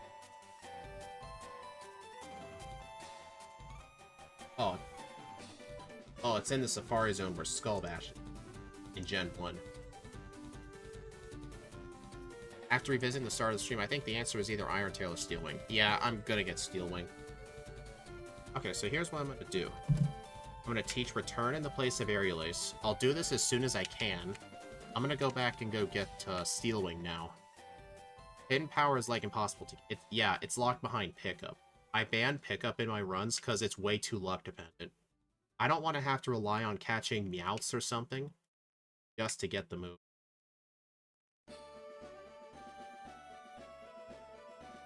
Wait a minute. Hey, check it out. Apparently during this fight, all my modifiers are -6. Weird. Alright, Steelwing is up here. Okay, so I'm gonna have to reteach this for Agatha. Yeah, there's definitely a lot of time saved from the next run. There's a lot of it. How far? Right here.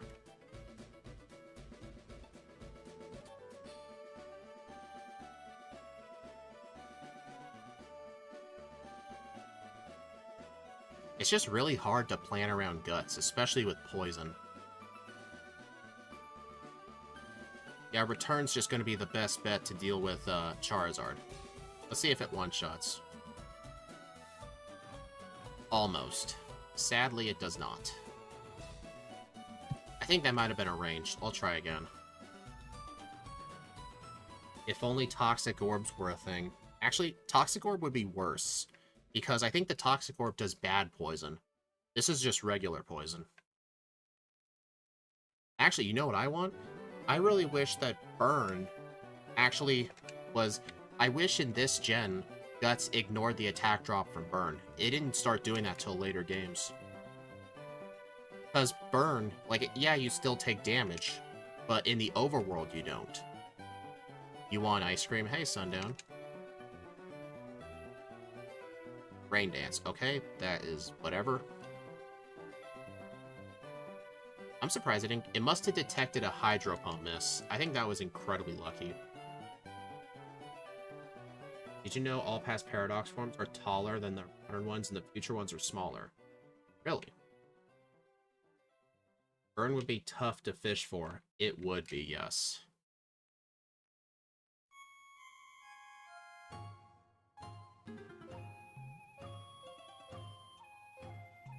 How have you been? It's been like a month since you streamed last. No, I streamed last Tuesday. And I streamed on Tuesday twice. Steve, Scott, and I were doing our first 2 runs of the Backported series. Scott was our special guest.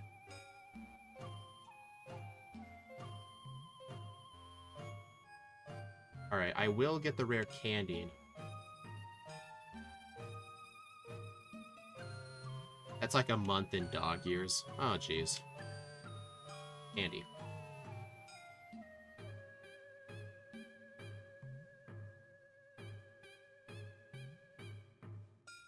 I don't like using the bike in Victory Road here. It makes it hard to do the boulder puzzle. It's easy to do in Gen 1, but for some reason in Gen 3, like, the bike boulder puzzles honestly just feels worse.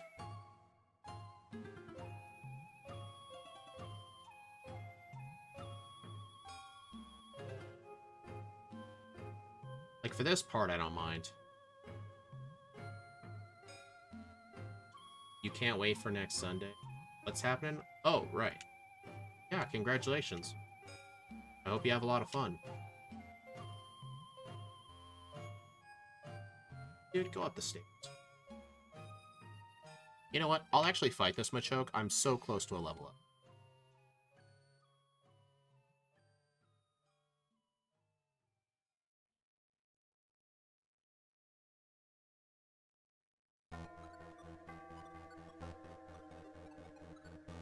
Does this level me up? Of course not.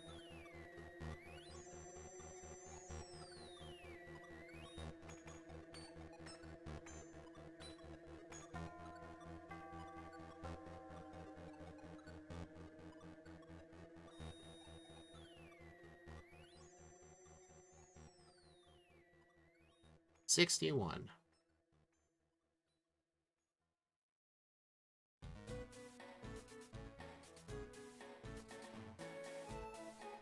Yeah, the slow level up group is bad. Real bad. Fortunately, though, for February, we'll be doing stuff that's not in the slow leveling group once. Like, all of our backported runs so far have been in the slow leveling group. For February, our theme is going to be Pokemon that evolved from older Pokemon. Like Weavile or Roserade. Because they evolved from older Pokemon. That's going to be our theme for the month. January was modern to paradox forms. Woke up.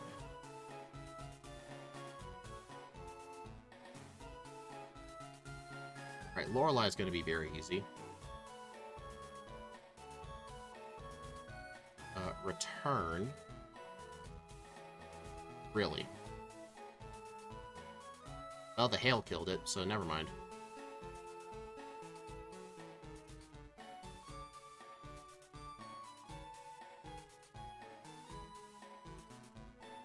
Oh, I just realized my type icons are slightly off. Yeah, part of the gray background sticks out behind it. I'll need to fix that.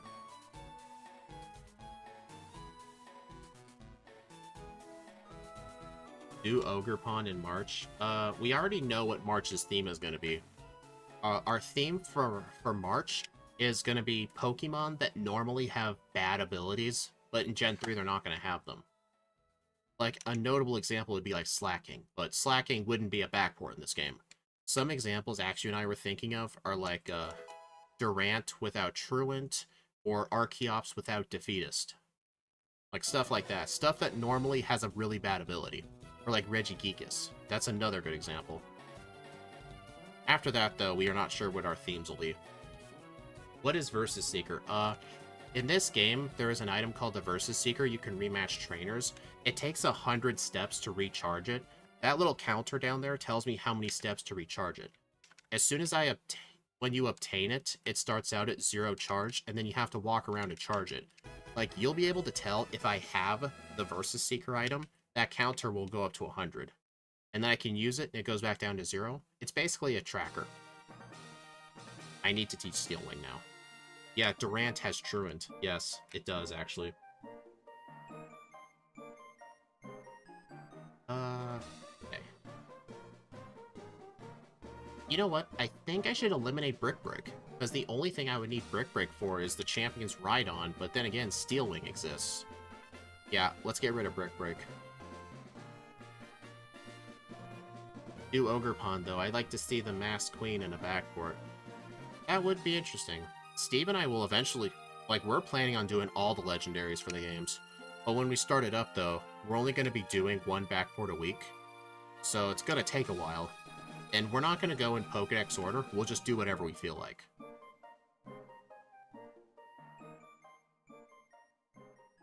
It does kind of suck not having Aerial Ace for this fight, so Steel Wing may miss a lot.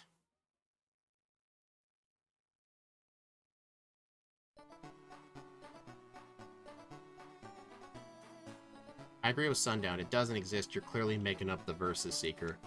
Steve, just because you don't play this game doesn't mean it doesn't exist, dude.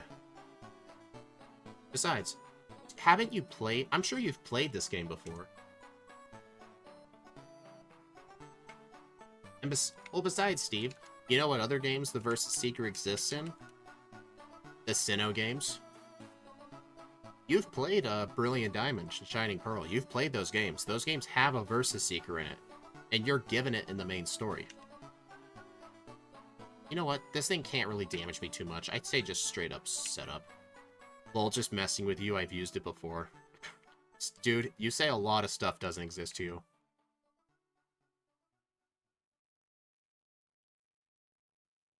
Yeah, Lance's Gyarados is just really not threatening. It actually would be if it knew a steel move. Dude, look how little damage that wing attack did. Alright, when the run's over, I'm definitely gonna go into my CSS, take the enemy's second type, and move it to the right by like 5 pixels or so. Like, I can see part of it. Has it always been like that? Plus, I'll need to increase the size of my game timer. Actually, wait, no, I won't. I can just do this. Oh.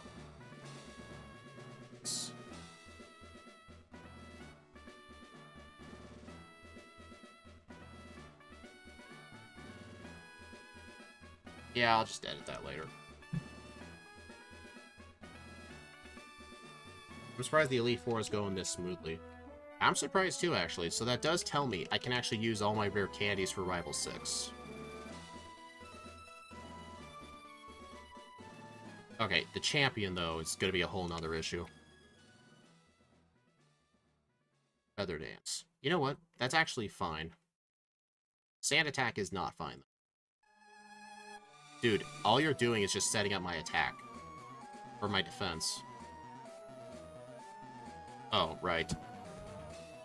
I'll need to deposit my HM users for the next run. You can't believe we're still on the first run? I can't believe it either. This run's going awful. Alright, you know what? Let's see how much a straight-up return does. Half. Alright, you know what?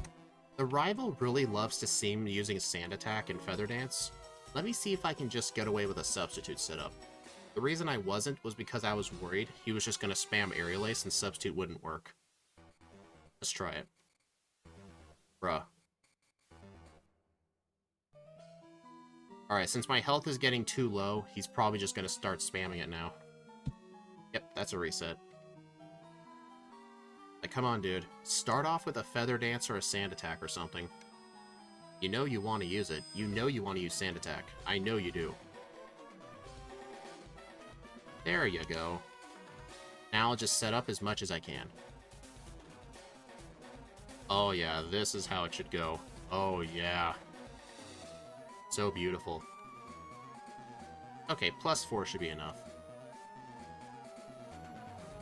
Doesn't bulk up power up the substitute defenses too? Sort of? How it works is, when it damages the substitute, it still uses your defense stat in the calculations.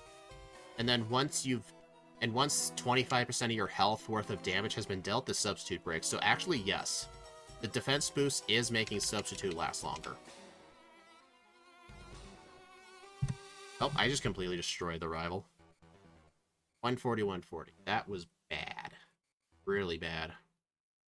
But I can definitely see where I can improve. The main struggles were Blaine and Rival 6. The main key to beating Rival 6, I had to be level 60. I had to be poisoned. And then on... Actually... Hello, Annie C. You joined late? Well, that's okay. We're going to do a second playthrough. If you do a 130... Yeah, I think 130 is going to be my best choice. Question. Does anyone remember when on my winning attempt at Rival 6, was I poisoned? Did I use Guts on that fight? Like, this all pretty much just leads up to Rival 6. I think Blaine won't be that hard if I have to do all that training anyway. Like, I was poisoned? Okay, so I need to be poisoned. I think I still had to use a +1 bulk up. I think I had to set up Substitute on the Alakazam, and then use a... It was a bit lucky. Yeah, okay. Alright. Let's set up our new over-under while I make the new starter. Will be my final time. Does poison affect the substitute? It does not. It's only from enemy damage. The enemy has to damage the substitute. It doesn't count poison. You know what? I'm gonna go 127.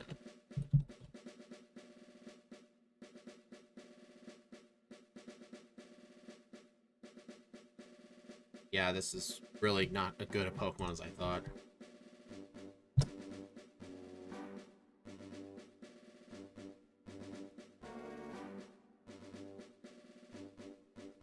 You know what? As soon as I obtain my starter, I'm actually going to open up my CSS file and change the type positioning because it's really triggering me.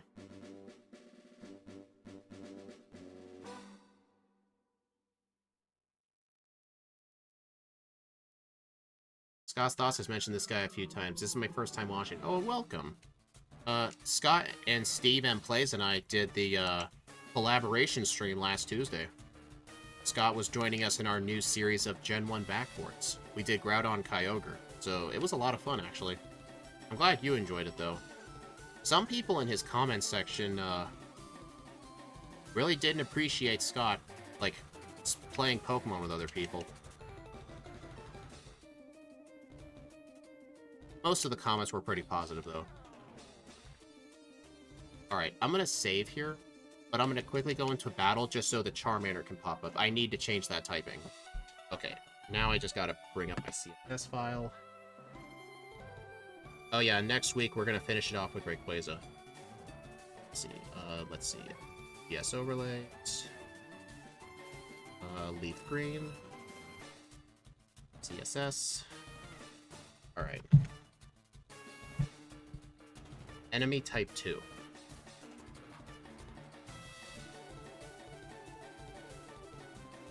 Alright. Set it to 6 pixels higher. Alright. Okay, that's a lot better. It's all covered now. You know what, I think while I'm at it, I should probably increase the type font of my time. Game time. Font size 68. Let me try 60 now.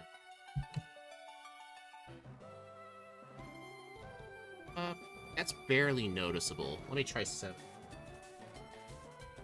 I think 70 should.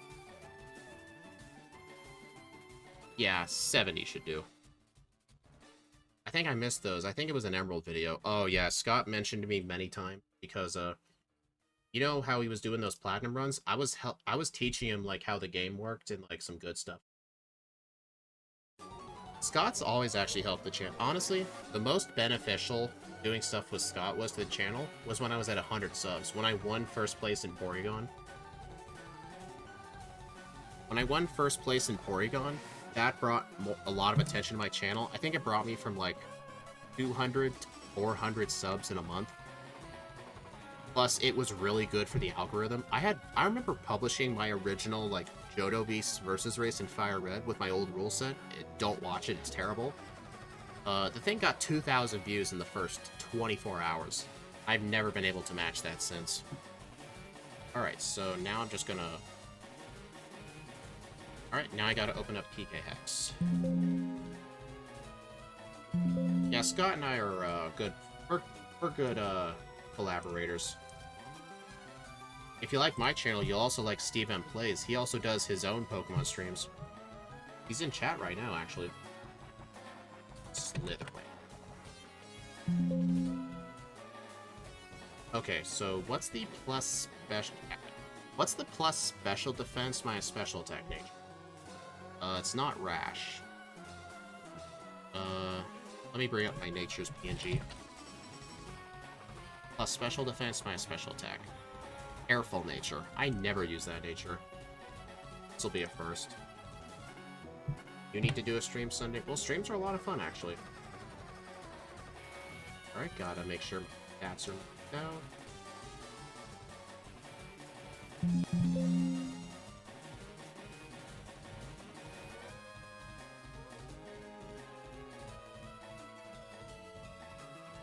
I just gotta read the gameplay.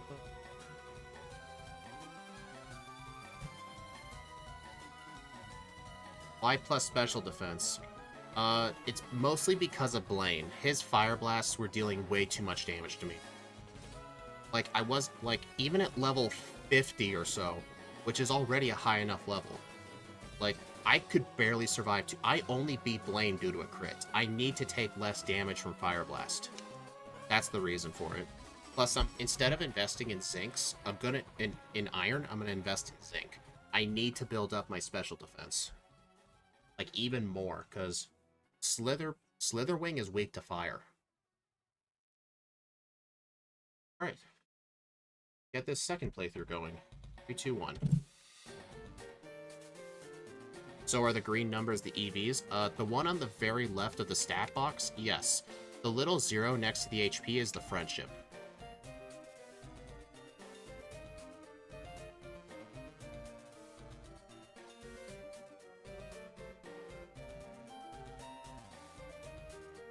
Dang, that's crazy. You think base 105 would be enough for only a 1x weakness? Surprisingly not. I think it's because our base HP isn't that great. Dang, I was originally the only girl watching, now I'm a bit embarrassed. Well, I'm sure there might have been others who just didn't chat. Like, I have a lot of lurkers. Like, right now, Restream says 15 viewers, but I only see, like, 4 unique accounts chatting. So there's just probably a lot of lurkers. Oh. Right. think I might actually go defeat Rival 1A.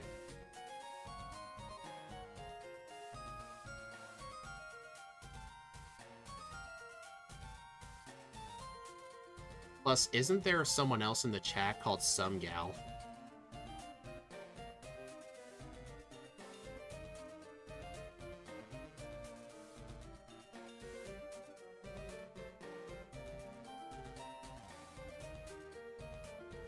Alright, now I gotta go find my HM users here. Digi. Silverwind.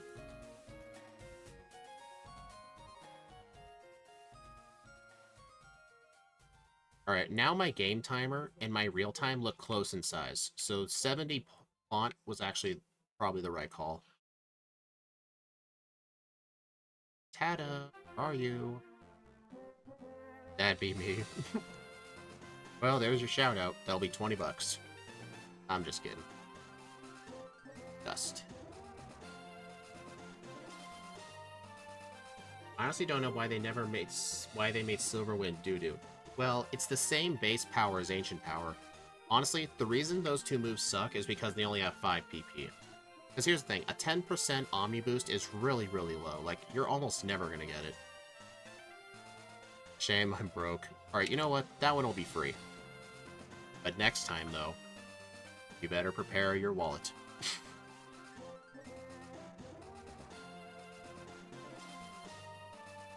Oh, I outspeed that by 1. It's a good thing the Pidgey doesn't have Gust yet. Stun Spore was absolutely useless. And I'll pay you if I had my credit card connected to Google. Well, you know, you don't have to do that stuff. Just watching the ads is enough.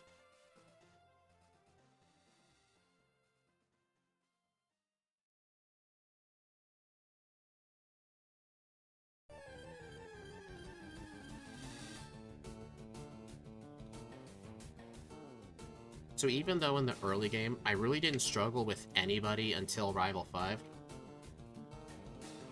I still think doing training everywhere is the right call. So I'm still going to do the bug catchers. Plus, I am going to want Guts activated for Brock, so I'm going to try my best and get Poison Point. Or, not Poison Point, but like getting poisoned with a Poison Sting. Arceus is Ancient... In Legends Arceus, Ancient Power is 15. Really? Bro, I hate how you can't skip the old man in Fire Leaf Green, but in RBY you can. In Yellow you can't. It started with Yellow. Blame Yellow version. Like, even though these games are remakes of Red and Blue, the one thing they rip off of Yellow is the catching tutorial. Actually, I like how in Yellow, the old man can actually fail the catching tutorial. Actually, he always fails it the first time, but the second time it always works. Like, he'll go to the Pokemart to buy more Pokeballs. He will not show back up unless you've entered the Viridian Pokemon Mart specifically, I think. It might just be any Pokemart, I don't know. Your favorite game is currently Scarlet and Violet. Honestly, the games have a lot of content in it. Like, it's just amazing. Like, if the games just had better graphics and performance, I think people would be saying it's the best Pokemon game ever. It's just the graphics and performance holding it back. But honestly, I don't really judge games based on performance unless it's just straight up unplayable. Like, there's a difference between looking ugly and unplayable. But, yeah, there was just a lot of stuff. Even without the DLC, there's a lot of stuff. Amazing story, too, yeah. Yeah, Kieran and the... whatever the sister's name was. Those two are pretty good NPC rival. Like, what were they, rivals, I think? Yeah, they're pretty good rivals. Scarlet Violet down by the Switch's hardware. I think what was happening, like, normally at the end of a system's lifespan, they'll try to push the system to their limits. Like, for example, think of Diamond and Pearl, a Black 2 and White 2. Like, Black 2 and White 2, they really try to push the DS.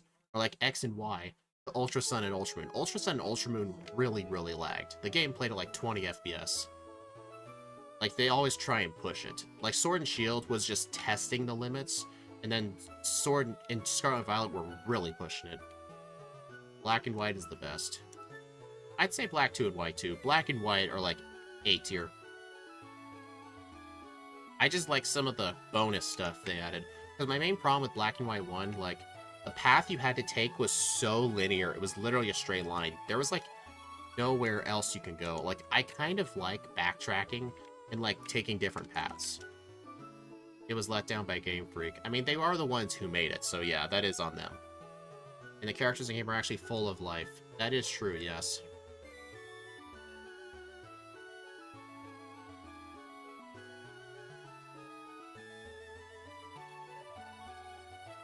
Yeah, I don't think Guts is needed for this fight at all.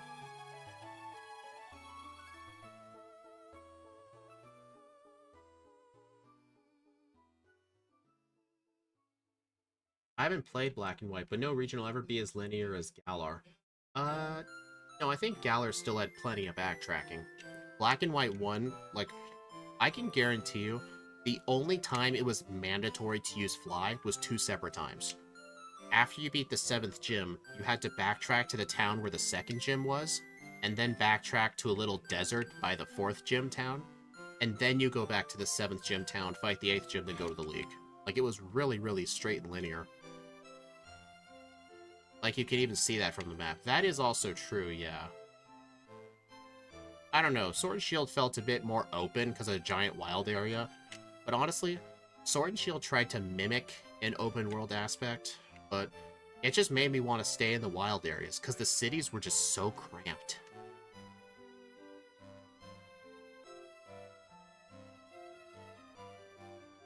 I hated how the Gen 7 had their characters. I don't give a fuck, Smiles. I know, right? 62% say under, huh? At least I picked a more appropriate over-under this time.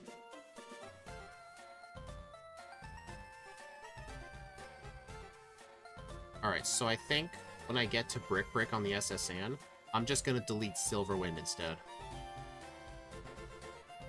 Actually, maybe I'll delay teaching the TM until after I learn Signal Beam. The Signal Beam is helpful for some Psychic types.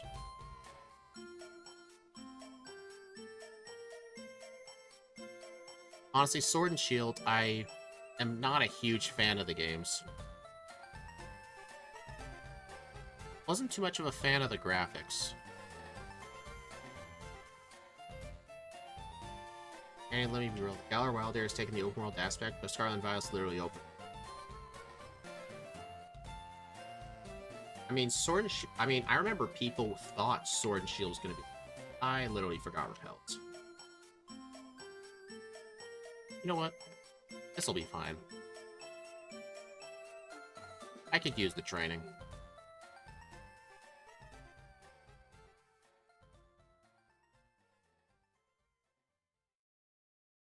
Like, I think Sword and Shield just looked way too bright and colorful. Just way too bright. Like, it looked kind of unrealistic. Like, I only see that problem with Sword and Shield. Like, as I think normally with the 3D games, you're gonna want, like, a lower, like, color saturation so it looks more realistic. I mean, for the 2D games, I get it, but it really doesn't work as well for 3D. I hate Sword and Shield for having absolutely no post-game. Yes, agreed. Like, I know a lot of people who think that no post-game is like some sort of new thing with Sword and Shield, but if you think about it, half of the games in the series don't even have a post-game. Red, Blue, and Yellow you can forgive because they're ancient games, they were the first ones. Gold, Silver, yeah, Gold, Silver, and Crystal had post-game, but I really don't consider Kanto post-game. That feels like part of the story, because the Johto part of the story was so short. So I feel like Kanto is the main story. Like, post-game is like when you beat Red. Ruby and Sapphire didn't have much. Firered and Leaf Green, I think, was one of the first games to actually have a good post-game content with the Sevi Islands. Emerald had the Battle Frontier. I mean, I wasn't a fan of the Battle Frontier, but some people liked it. Diamond, Pearl, and Platinum had, like, that upper right area you can explore. Sparkle's still silver when you beat Red. You can unlock rematches of the gym leaders. You can, I think there's, like, gift Pokemon you can get. There's some legendaries you can catch. Legends Arceus isn't fully open world. Oh, I remember people were thinking Legends Arceus was going to be open world. But honestly, my main one problem with Legends Arceus is how it requires you to fill out the Pokedex to proceed to a new area. Like, it requires you to do those dumb, useless tasks, which was just awful. Like, you can't just speed through the game, you have to actually take your time by force. That's why the any percent speedruns are like 6 hours long. RBY was held together with hopes, dreams, and clown nuts. I can forgive it for the state of the game because, like, you can see the hopes and dreams. I know. Actually, if you actually look inside the code, which a lot of people have, like Scott's Thoughts mainly, because he was one of the guys who helped make GameHook what it is. He looked a lot into the code. Like, the games are really messed up. Like, stuff is not stored optimally. Like, the reason when you save and reset, your repel goes away, they put the repel in a part of the game that gets wiped when you reset. That's where they put the repel counter. So that's why the repel goes away. So technically, it's not a glitch, it's literally how the game works. Because that's just where they decided to put it. The game is built like Scarlet and Violet, except you can tell the dev team cared. Yeah, I mean, that's usually how it goes with, like, first creations, because you want the first one to be absolutely good to convince them to make more. So a lot of creators will put their, like, biggest focus in the first games. So that makes sense. Problem with Sword and Shield, though, looks too like Ibarf. In fact, other Gen 8 games don't look as big. Exactly. Legends Arceus didn't have that problem. I don't even think the Let's Go games had that problem. Like, the color balance looked just right. But Sword and Shield, something was off about how the sprites looked.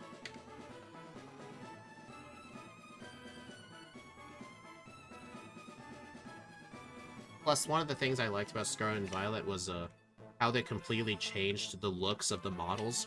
Like, all of the steel types look shiny, and even some of the poses have changed. Like, in Gen 6 through 8, like, whenever Blastoise used, like, Hydro Pump, it would always just shoot it from its mouth. But in Gen 9, it actually uses its cannons. Plus, they have more menacing stances. Like, Blastoise always looked like it just had its arms out, like it just wanted a hug. In Scarlet and Violet, they put its arms down, and it looks more threatening. They did the same thing with Charizard, too.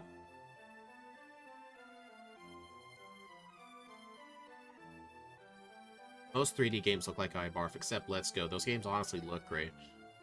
They look great, but those games are honestly just weird.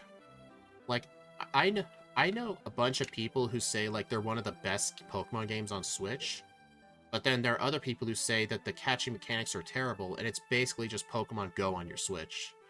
So, like, people think Scarlet and Violet and Sword and Shield caused divisions. I think Let's Go was the real dividing game.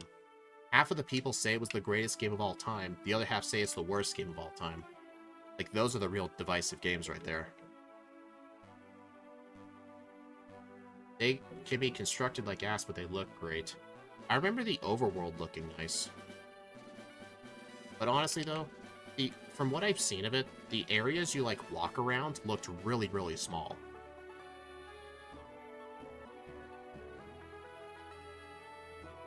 I liked the Pokemon being in the overworld, though. I liked being able to ride them, too, like riding an Onix. Like, that was just pretty fun looking. I tried playing Let's Go, but I honestly didn't have fun. Yeah, that's why I say the games are real divisive. Those two games right there. Because I don't think you can find many people that say, like for Sword and Shield, the biggest thing was, like, there are people who said the game was meh, and there's some who said the games were awful. Like Scarlet and Violet, there are a lot of people who say it's meh or okay. There are some who will say it's bad. A few people will say it's great. But Let's Go, that's where the real divisive is. Like, you don't really find many people who are in the middle on the Let's Go games. It's either they really like it, or they really do not. Kind of the same thing with Gen 5 back in the day. Gen 5 was one of the most hated gens when it came out. People either really liked it or really hated it. But nowadays, more people have started to grow on Gen 5. Yeah, I know Steve doesn't like it. Let's Go had the best following Pokemon since Soul Silver. And you love Soul Silver. Yeah, the following Pokemon was real nice. I know some other games like Sword and Shield, Scarlet and Violet, and BDSP tried to replicate it. I know they tried to make the Pokemon move more realistic, but sometimes I think they should just keep following speed. I can definitely say when I play Shining Pearl, I thought the Pokemon walking behind you, I thought it was nice for some Pokemon looked great with it, like first stage Pokemon, but some legendaries just looked awful. Like, they're all shrunk down to the same small, puny size. It looks fine when the game is 2-dimensional, but in 3-dimensional, it looks awful. So I can definitely say I never used it, because I thought it looked bad. Plus, if you used Spirit Tomb, like, for example, Spirit Tomb was like... it's kind of like King Zora from Ocarina of Time. That's slow.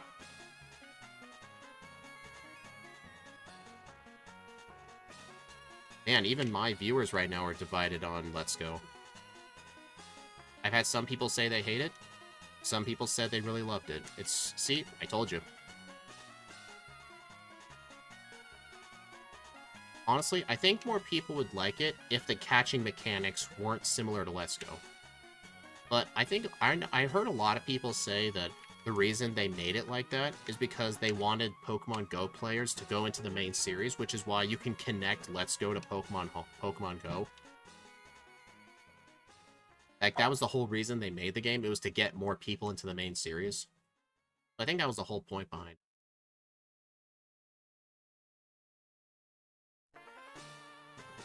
Okay.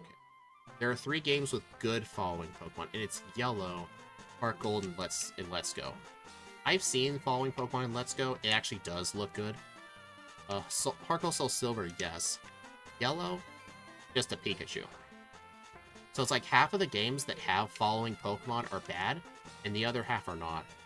Actually, Legends Arceus was actually kind of good for following Pokemon.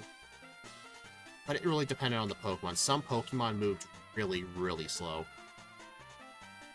Actually, Scarlet and Violet isn't really following. It's more like you send your Pokemon out to do automated battles.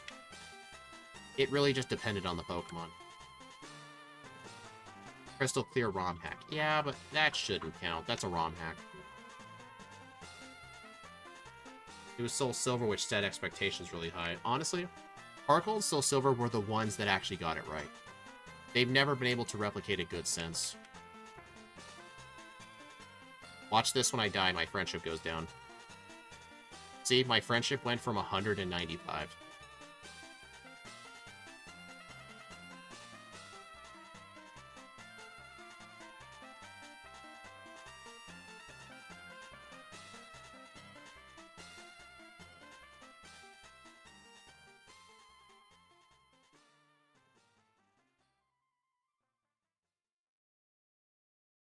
Like, I really wish in BDSP they didn't shrink down the massive Pokemon.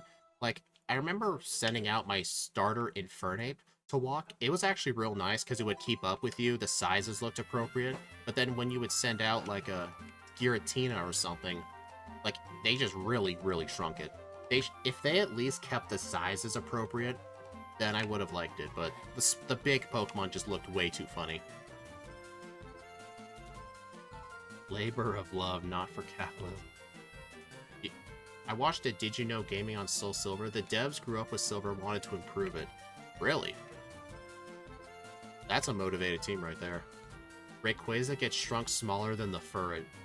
Fun fact, Firered is actually 7 feet tall. But yeah, I know Rayquaza is like 30 feet tall, but yeah. In Scarlet and Violet, though, whenever you would send out your Pokemon, they actually were to scale, but they wouldn't... Actually, they kind of would follow you. Plus, if they found, like, a wild Pokemon, they would just go and just defeat it for free XP. Because in Scarlet and Violet, you can just do auto battles. You can just send your Pokemon out, and then they'll just defeat it for you, and you get, like, 200 XP for it. The XP is really small. It's mainly good for farming the ingredients needed to make the TMs. So honestly, I'd say Scarlet and Violet honestly got it right too, because the Pokemon are actually appropriate in sizes, and then they walk the appropriate speeds too.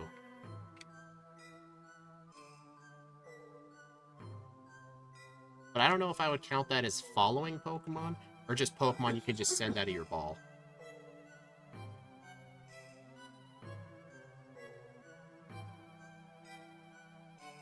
Really? That sucks. Imagine if I got the Omni boost right there. That would have been amazing. The only Pokemon I should be able to use like a baseball bat should be the one based on a metal pipe. Isn't that technically animal abuse?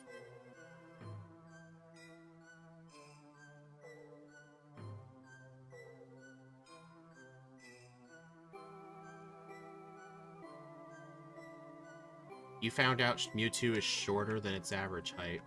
Wait, they can have different heights in that game? What is this, Legends Arceus with the large Weasel side quest? That quest was terrible.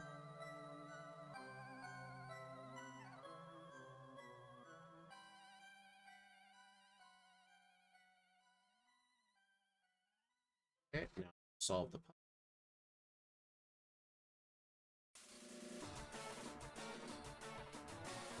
Dude.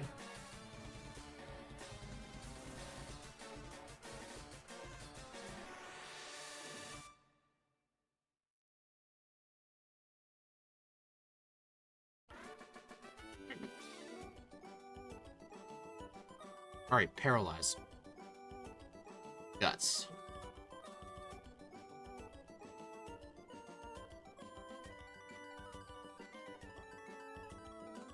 I think Guts will be useful for Surge.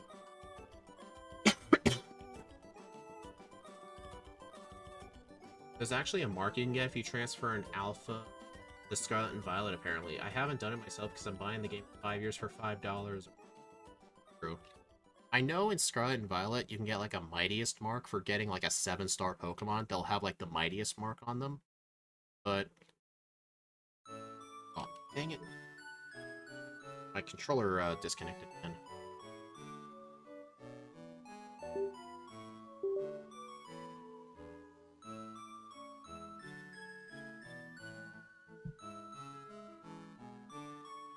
Hell is a 7-star Pokemon.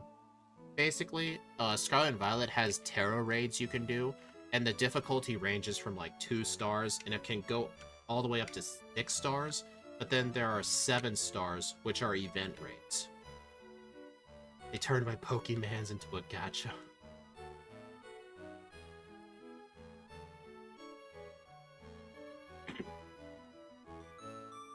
Alright, so I'm going to get Aerial Ace, but I won't teach it till Koga.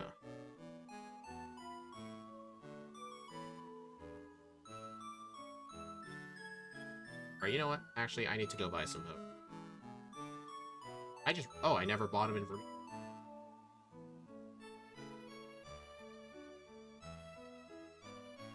I think you can buy repels here.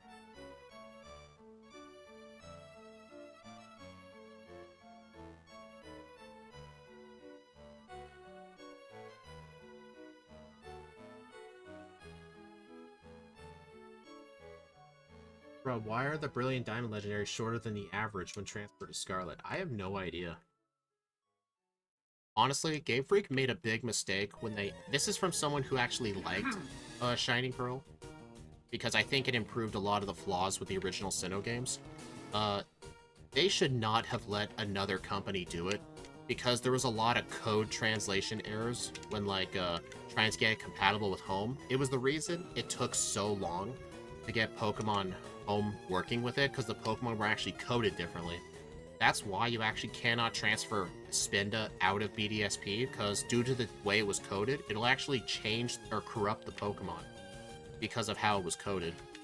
And apparently with Shedinja, Pokemon Home won't recognize it because it thinks it's a clone, even though it's kind of how it evolves, because BDSP is ass. Like, I'm just not going to respond to that. I'm just saying, like, I actually put in like 90 hours into my Shining Pearl. And you can ask Steve. Steve himself actually liked it, and he never played the original Gen 4. So he can't use nostalgia as an excuse for liking it. I think he told me he played like 3 save files. My Mewtwo, Jirachi, Groudon, and Regigigas are shorter than average. That's funny. Maybe it had to do with when you walk them in the overworld. You know it's... No, it's not. I actually also 100% of that game. I got the shiny charm in that game. But here's the thing. What about the Underground? The Underground was like the #1 thing they made better. Like, I'm just sorry. In the original Sinnoh games, the Underground was awful. Like, besides getting a fossil or two, there's like nothing good down there. They made the post game a day 1 patch. So? How many people would get to the post game in a single day anyway? Like, patches just let them fix it.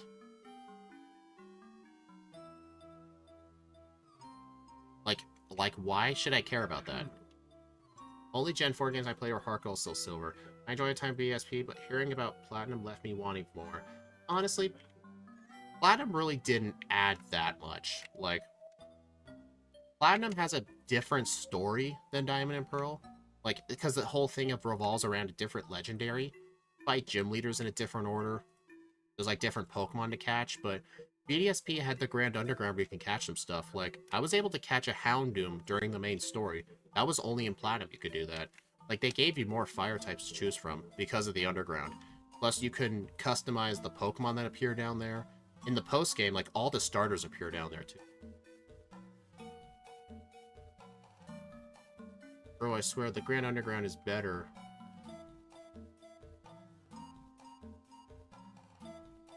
I don't consider Platinum superior. Because of the fact that you have 8 HMs. Like, people don't remember, like, how much of a pain in the butt, like, all having 8 HMs were. You needed 5 HMs just to get through Victory Road alone. Plus, the game's engine just ran real slow. Like, even though Platinum improved, like, the surfing speed, the game still suffers FPS drops. I know. I play Platinum a lot on the channel. I do Diamond and Pearl too. They have that problem, but worse. I know everyone has their own opinions. I'm just explaining my opinion. Dude, get in there. You played Soul Silver on original hardware. Exactly. Like, the fact that they removed HMs automatically makes it better in that aspect. Plus, the Underground was a lot better. I mean, here's the thing, though. Like, I played Platinum growing up. Like, I never even knew what the story was for Diamond and Pearl until I played it, like, 2 years ago. Like, it was always Platinum I played. So my nostalgia is based off of Platinum. And I still thought the games were good. I played the games first, then I read reviews. The only bad reviews I knew of were just of the graphics. Because apparently people don't like 3D chibi styles.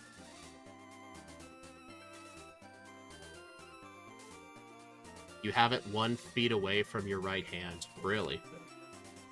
That's funny. Dude, get in there. Alright. I need to buy some supers. Just 13 should do. If you ask me by the time they get Spinda available, I'll have 2 kids living in a house.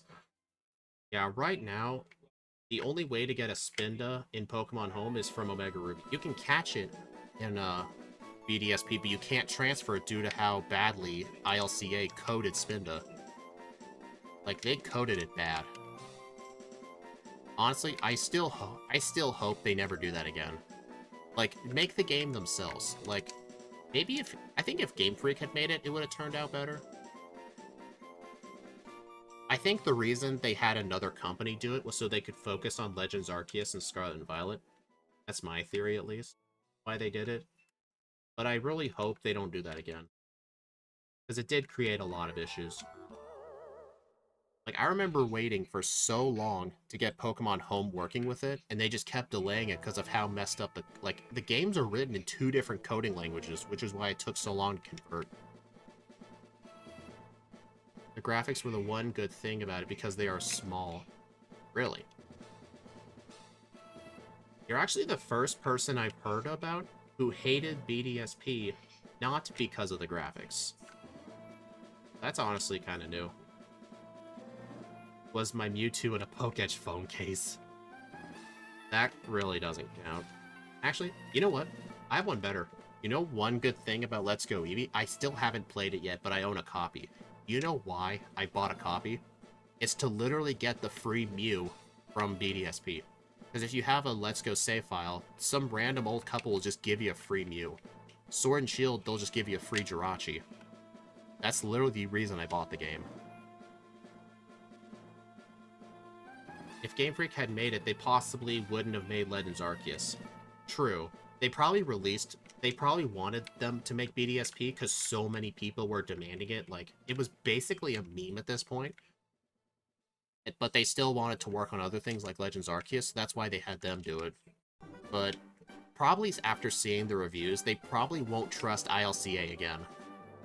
Like, I'm just saying, I'm just looking at the facts here. This is from a guy who actually liked it. It's my third favorite remake, but you gotta remember, there's only 4 remakes. Like, as a guy who liked it, I'm pretty sure they won't trust them to make another game again. They cover because they did see the reviews of it. Plus, I'm sure they were the ones who had to work on converting the code for Pokemon Home. I'm sure they didn't like it either. It's kind of like when you have your own IP and you ask your colleague to make it for you, and then they code completely differently from you, and you had to like convert all their bad code. Like, I'm sure they didn't like it either. I love the chibi style because I grew up Soul Silver. You know what else it had? The Sinnoh Battle Frontier. Okay, that is one thing Platinum has, but I'm honestly am not a fan of the Battle Frontier.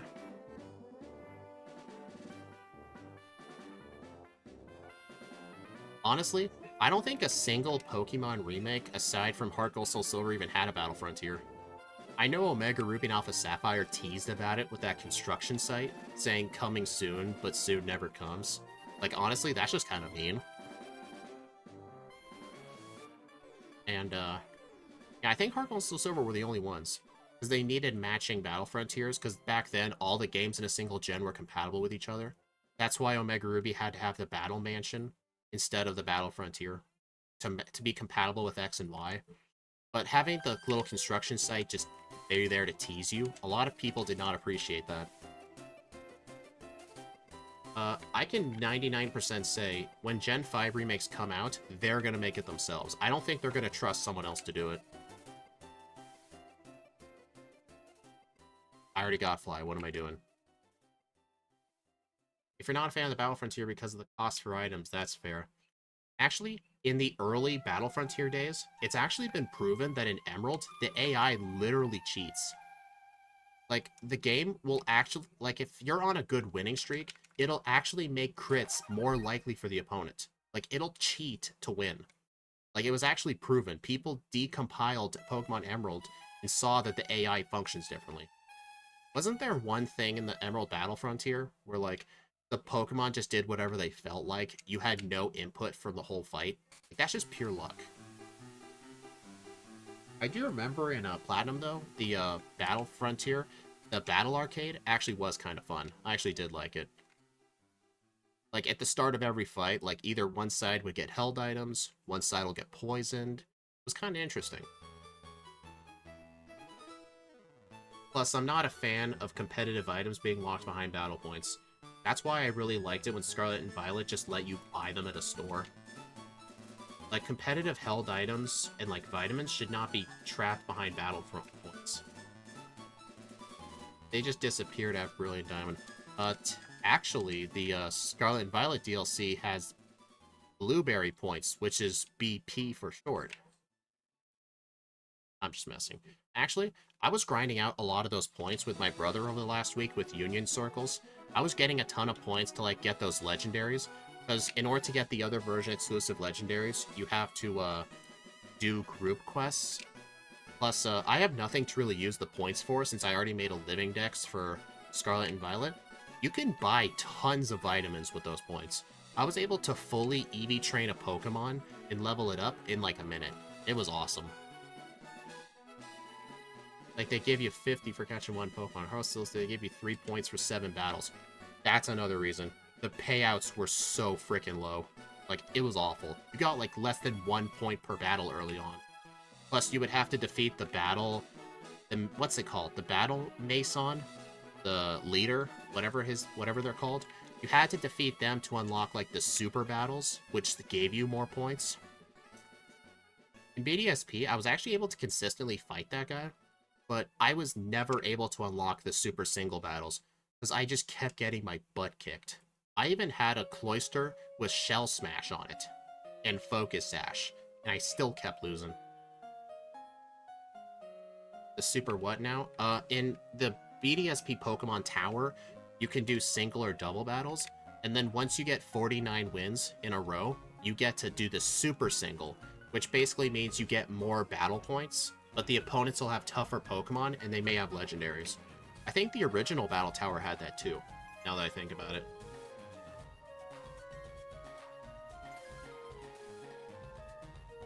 But anyway, I actually really do hope Gen 5 remakes, they just make it themselves.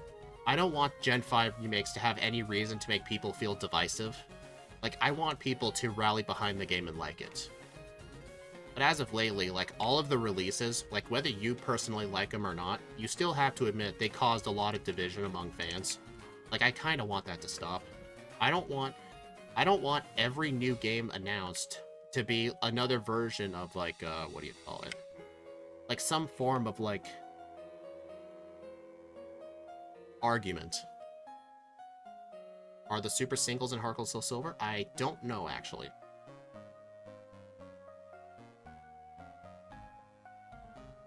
Come on, look away. Damn it. Honestly, the only people I trust to make Gen 5 to be the fans themselves. No. No offense, but some fans try to change the games way too much. Like, to make them unrecognizable. Like, I saw some people make ROM hacks for BDSP to, like, completely change how the graphics look. They would add in, like, all of the past features. They'd add Mega Evolutions. Like, they would just try to put in everything.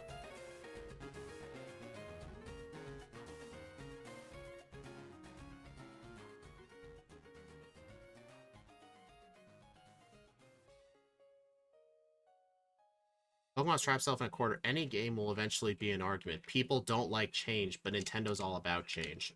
I mean, they're always trying new things every generation. Like, that's why, like, every gen, Mega Evolutions, scrap it next gen. Dynamax, scrap it next gen. Terastallization won't be in Gen 10. It'll just be some other feature entirely. Humans don't like change after around 40. Makes sense. That's probably the average fan base nowadays.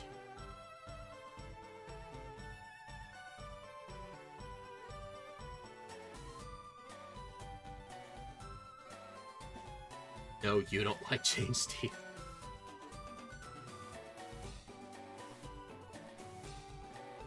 Game Freak is not making a good case.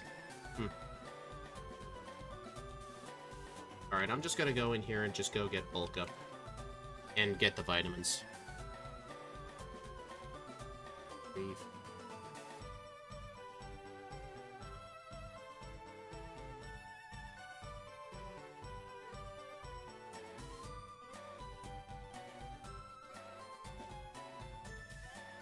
Forgot this protein earlier. Away. Dude. Dude.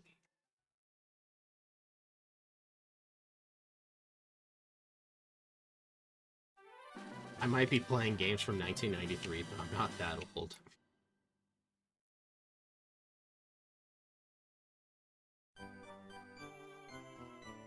I did grab Steelwing, yes. Alright, I fought these guys in the last run anyway, so I'm just gonna do it now. I'm just gonna get all the vitamins here, use up any proteins and things, and then I'll dig out and then go do Erica. Everyone... Alright, hold on.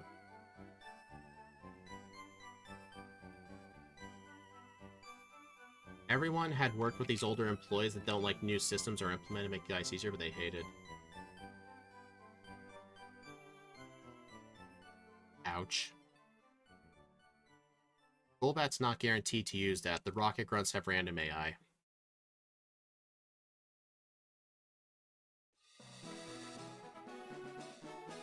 I theorize maybe, well, I don't know. I think every game they release, like Steve said, like, no matter what they do, it's gonna cause some sort of argument. Actually, it might have been like that back in the old days, but we just didn't know it. Back when, like, the internet really wasn't a thing. Or, like, it wasn't used as much as it is to this day. The Pokemon spawning out of bounds. Yeah, I've seen that a few times, actually. Haven't really seen it that often, though. Actually, what would be even worse if it was a shiny Pokemon spawning out of bounds? That'd be... oh, man, that would hurt. Oh, no. Game Freak is at their best when they don't know what they're doing. Oh, I didn't save. Alright, here's what I'm gonna do. Oh, I did save. I thought I didn't. Oh well, let's just count that as a reset. I just couldn't remember if I had saved or not. Because I don't want blackouts to ruin my times.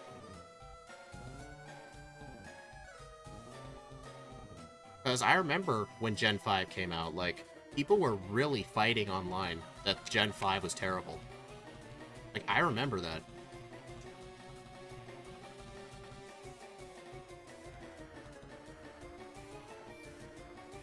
Dude.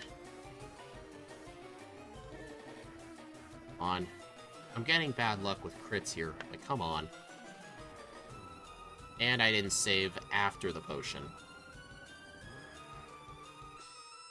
Okay, bite.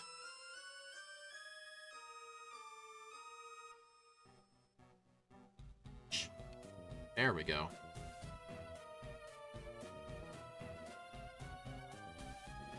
Oh no.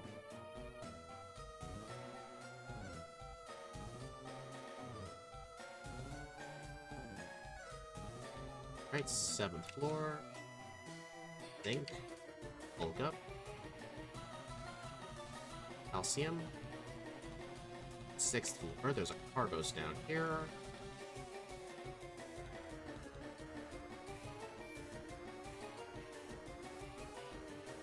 Yeah, I can't defend them from that.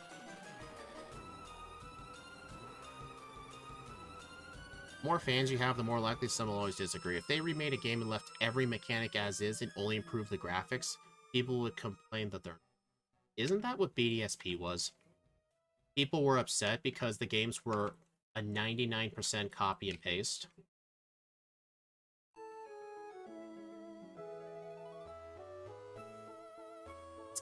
It's effing raw. Honestly, that was Sword and Shield, actually. That was more like Sword and Shield.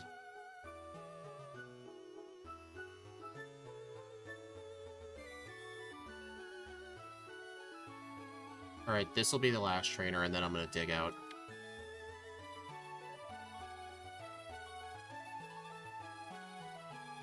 Yeah, it's really good keeping Signal Beam for this point. It's a remaster. Well, no, it's not a remaster. Remasters are 99% the same. I'd say BDSP is like 80% the same, because, you know, there's the fairy typing, there's all the new moves, there's the Grand Underground. I'd still think it's a remake. It's not a remaster. Like, Ocarina of Time 3D is a remaster. Like, the games are so similar, a lot of the glitches still work. Alright, now I gotta go to Celadon. I'm just gonna heal at the center, use my proteins and zincs.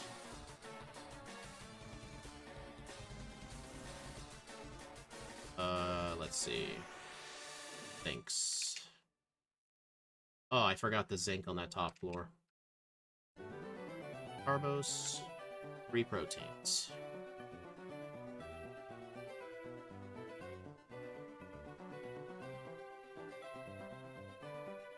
No, it's a remake. It's not a remaster.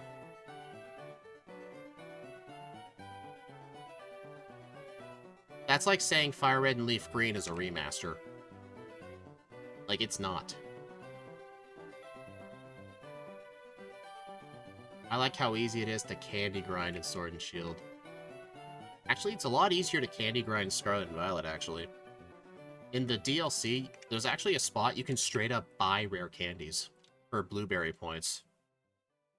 Like, I remember after grinding out so many of those points, I had enough to buy... If I wanted to, I could have bought 25 rare candies. A remake doesn't copy the code.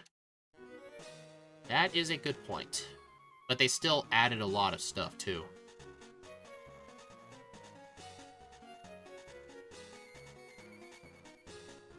So they still had to build stuff from the ground up, basically. They probably just did it as a base. Like, I don't even think Game Freak would have done that. I don't think Game Freak has ever once copied code.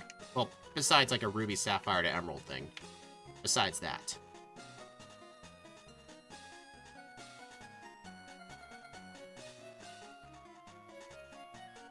Annie, please stop spamming caps. Like, you're honestly not becoming cool. Please stop. Like, we can have opinions and discussions, but you don't need to spam all caps. Yeah, thank you. We can have discussions, but just don't do that.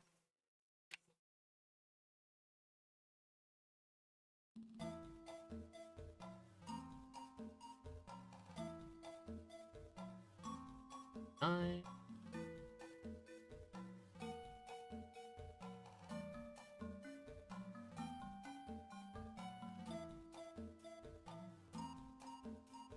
$50-50 say over, huh? Now I'm actually wanting to prove you guys wrong. Alright, so I think I will actually fight Koga's trainers to get to 40. Because, did I need 40 for Rival 5? No, I think I had to be a higher level than that.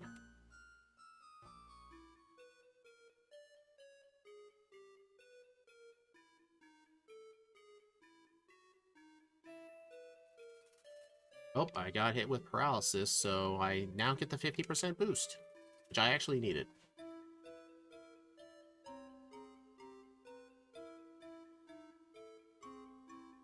Yeah, this is one reason I don't like to talk about, like, the newer games. Like, I'll bring it up if other people bring it up first, but I have seen it get out of control a couple of times. I would prefer it not to get out of control. But I still want people to have free discussion. Got a paralyze heal? I do. It's just I want Guts active right now. Like a special... Actually, I think just for the gym trainers, because some of these trainers have Arbok to lower my attack, and it's just going to make them even harder to knock out, plus the Sand Slash are very bulky. Like this guy. This guy leads with a Sand Slash, which is very bulky, but the Guts is a free 50% attack boost. But I will heal it, though, for Koga, because... Oh, shoot, I forgot Substitute. Uh-oh. Yeah, Intimidate is awful.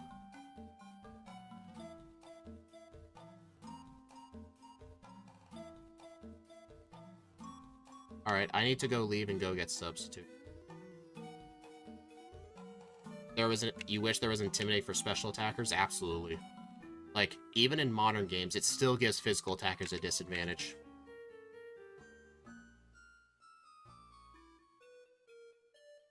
Alright, now I gotta teach Bulk Up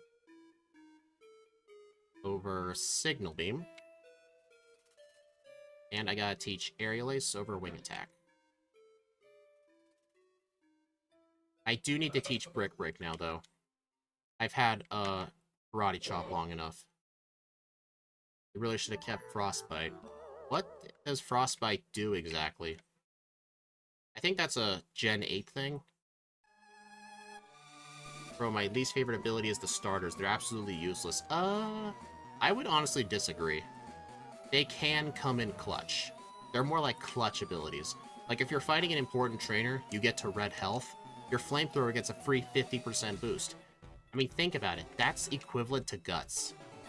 Like, people say Guts is good with a status condition, but a free 50% boost to a certain typing when you're just low on health, like, I've had that come in handy quite a few times. I remember there were some runs I did with Charizard where I would go into a fight in low health just to get the Blaze boost. Frostbite is basically Burn, but for special attackers. That's in Legends Arceus. Oh, that makes sense. Snarl and Assault Vest are the only way of lowering special damage output.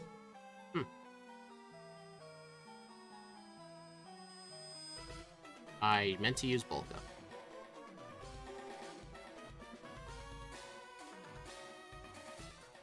Yeah, the muck is really annoying to deal with.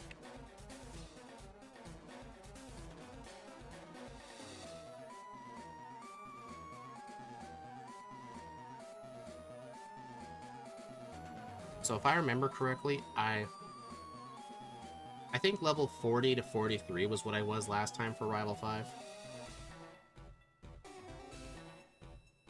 But Blaine, I need to be level 50. So actually, I'm gonna heal here and go do the dojo. Not having to deal with Freeze alone, Legend Arc is a godsend, but Frostbite is just good enough that it should have been carried over. Actually, you know one thing I wish they carried over? The ability to release multiple Pokemon at once. Like, if you're egg grinding and you get, like, 200, like, Charmanders or something, you should be able to just release them all at once. Legends Arceus had that, and I really wish they kept that. I had, like, 3 boxes in Scarlet and Violet worth of trade-away Pokemon, and I hated them being there, so I actually had to manually release them. It was awful.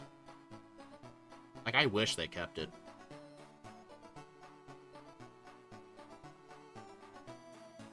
Although, I didn't like in Legends Arceus how they really limited the moveset. Like, Pokemon in that game have completely different movesets because there's only like 20% of all of the moves that are in that game. There really are not that many. Like, I don't know why they had to cut out a lot of moves. It is stupid not to keep. I know, right? You think it was unnecessary? You think it was necessary to keep that stuff back? Like, the convenience, quality of life things. I get them not carrying Frostbite, but let us multi-release Pokemon at once. Like, I really want that.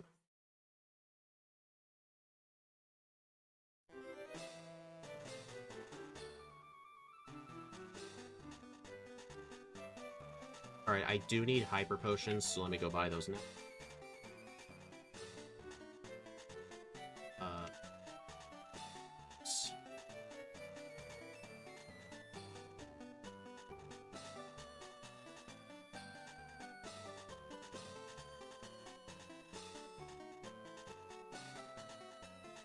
To be fair, Arceus is all about catching Pokemon and more catching, while other games are a lot less. I could catch a whole group within a minute, but I agree it takes a long time to release. That is true, but it's still a quality of life feature I wish they kept. Kind of like how they got rid of the running shoes, you could just run from the start. That's fine. I'm just going to get a further defense boost. Okay. Oh, wait, I think I was only supposed to use one. Oh. Yeah, I'll just do what Axu suggested. You like agile and strong. Honestly, I really hate the battle style in Legends Arceus. The ability to potentially attack twice in one turn, I think is just too broken. Like, I remember trying to fight Volo, and his Garchomp being able to hit twice in a row, or his Giratina doing it, like, I really thought the battle style was just broken. If it's too broken, just ban Arceus. Use with other players. I mean, I think most competitive tournaments don't allow Arceus. Reminds me of Lord of the Rings, the Third Age. Yeah, Steve uses cheating style.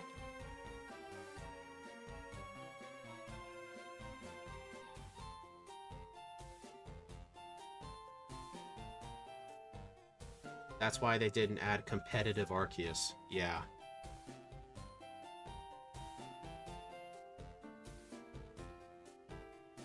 Oh, you know, speaking of Arceus, another thing I did like about the remakes is, they added the Azure Flute, Hall of Origin Arceus. They added it into the game.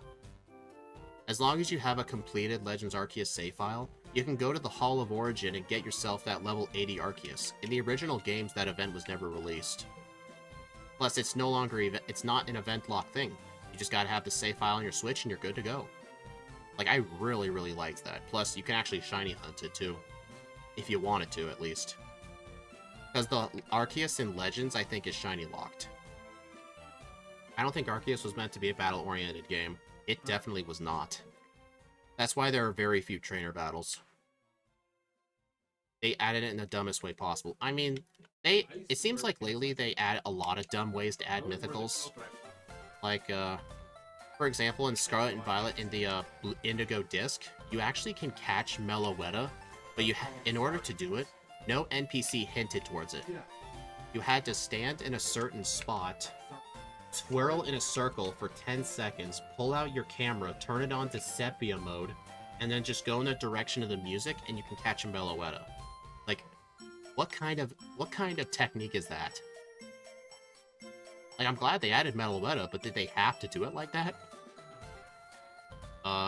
Actually, I'm probably in the minority.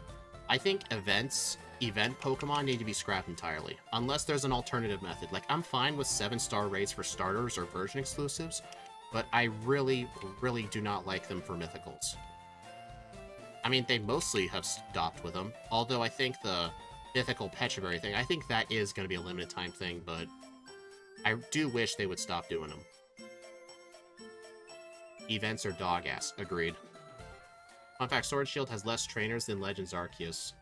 I kind of want to call bullcrap on that, but I'm not really sure anymore. If you're not going to let me get Jirachi in the postgame, then don't bother at all. Honestly, my one complaint with BDSP, they should not have let you got that Jirachi during the main story. They should have made it the postgame, because my brother on his main team literally used that Jirachi to beat Cynthia. Like, it is so funny.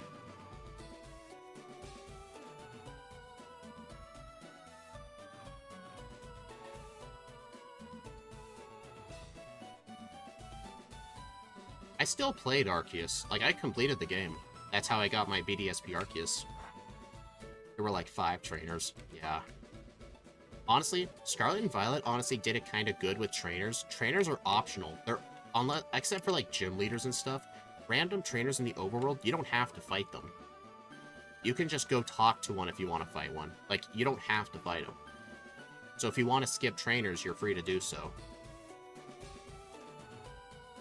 I actually did like that. I actually hope they keep that. Except for story-mandated trainers, we should have the ability to skip trainer battles. In Scarlet and Violet, you can actually run away from a trainer battle, but it counts as a loss, you lose money, and you go back to the nearest Pokemon Center. So you can run away from a trainer fight. I almost never use it, but Steve told me that it can be helpful for people who are trying to EV train, and they accidentally fight a trainer they shouldn't have.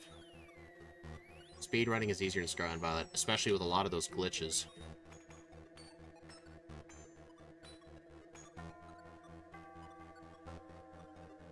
Honestly, I wish the ability for Miraidon or Koraidon to fly. I really wish that's not DLC locked. Because in the base game, Koraidon cannot fly, it just glides. But in the DLC, you can actually unlock the ability to fly. I wish that was in the regular game. Because flying is so, so good. That's not a complaint because they're gonna DLC. DLC lock what? The ability to skip trainers? Wouldn't surprise me if they tried. Alright, I need to go get some vitamins.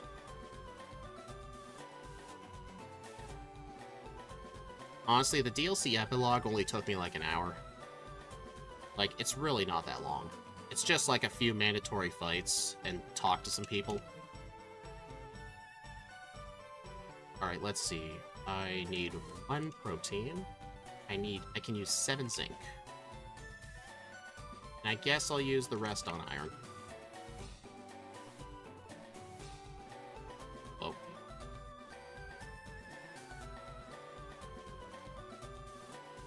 Used a lot of the flying points at Kitekami.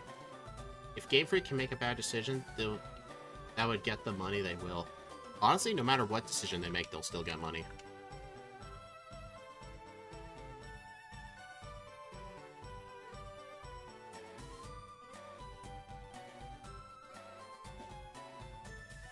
BDSP post-game day 1 patch was actually because of that. They did it so they could use a smaller cartridge size. Really? So let me get this straight. So the post-game was actually a day 1 download. Like, they would release the cartridge without the post game, and then when you download it, and then when you put the cartridge in, it'll say, hey, you have some updates to download, and it'll download the post game. Is that what you mean? So, like, it wasn't on the cartridge, you had to download it day one? Oh, okay, okay, I get why I'm confused. That's not a patch. That's just that's downloaded content. Because I think a lot of games nowadays, like, the cartridges or the discs, they don't hold everything. Like, the games only hold some of the information, you have to download the rest. Like, Hogwarts Legacy on the consoles is a big example of this. Like, if you wanted it for, like, the Switch, for example, it requires a 25 gigabyte download for the Switch, which is a downgraded version of, like, the PS5 version. Some of the music was missing, too. Maybe. They probably didn't put in some of the stuff they think, like, people wouldn't get to easily, like all the post-game stuff, and then just make it a download, so they don't have to put as much in on the cartridge.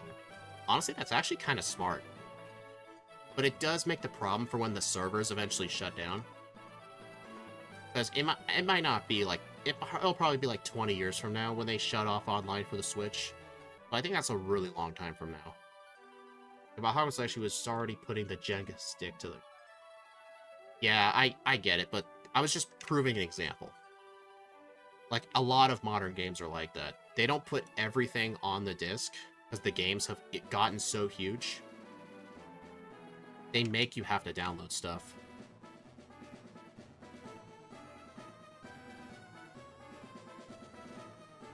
Yeah, modern gaming is ass. I do agree. Like, the games are good, but you need, like, a supercomputer to hold all that data. You know what? I think with my plus special defense nature and the Zinks, I might be able to take on Blaine now.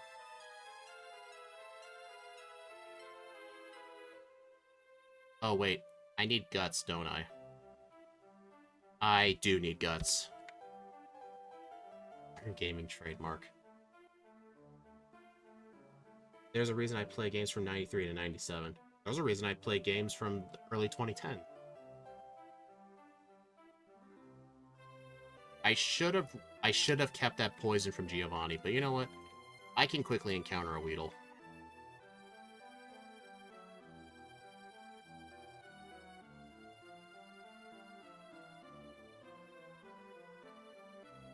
Dude.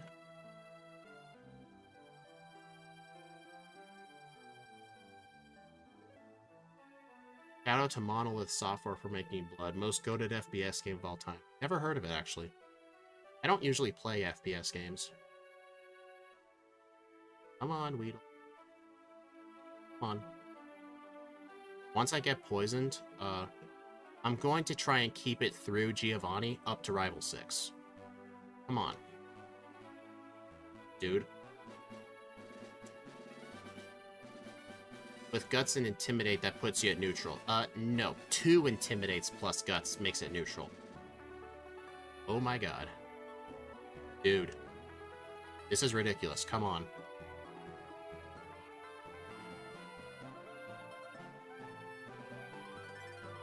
Last minute, dude. That was last freaking minute. Can I fly out of here? Yeah.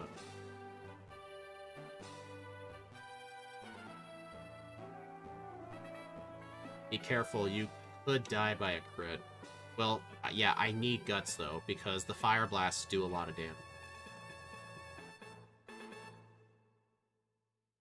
Okay.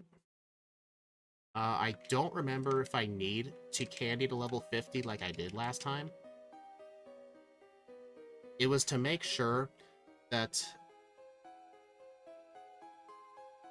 Actually, I do have to use +1 bulk up. Oh, look how... Dude, that only did a 55 damage. Like, those Zinks and that new nature definitely help.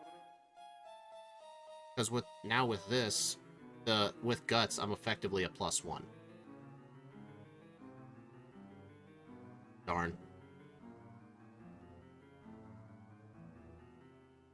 Alright, you know what?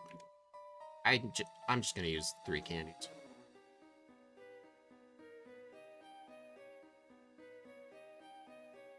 I think I just have to straight up sweep, because I think what I had to do with the 2 Intimidates that canceled out Guts, I still needed Brick Break to do at least half. And I think I can only do that at level 50. Because I'm not using a plus attack nature, so it'd still be like last time. Because in the last run, I used a neutral nature. Do half. Okay? Darn, it still can't survive a Fire Blast. Really? Am I just gonna have to rely on a Fire Blast miss? I mean, the alternative is using 2 bulk ups, which I'm not gonna be able to. Hello, Brandon Shear. Great channel, thanks for the runs. Well, I appreciate that, thank you. Glad to hear you enjoying it. Okay. Dude! Dang it. Oh.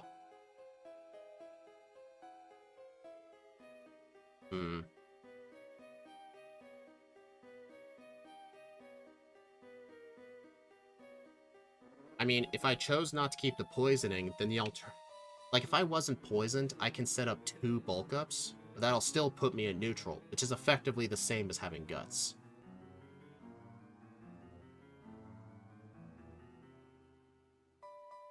4 damage. Darn. Yeah, I'm not surviving a Fire Blast. So I think I just have to keep going till I get a Fire Blast miss, or a crit. Because it's either that, or do a lot more training. Because I think I would have to candy up to 58 or 60 to get that a one-shot. It'd be nice, though, if I had leftovers, but sadly, no. Oh. Wait. Oh, never mind, that works. I was just gonna say, I could have equipped a Citrus Berry. But oh well, the miss works. Alright, so with this thing, I actually don't need the Sevi Islands candy. I'm gonna skip it.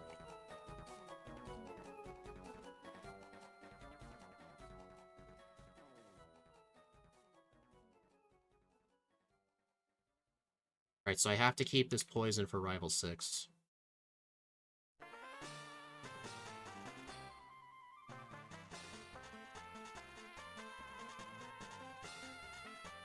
I swear that I had legendary Pokemon ideas that may never get out there.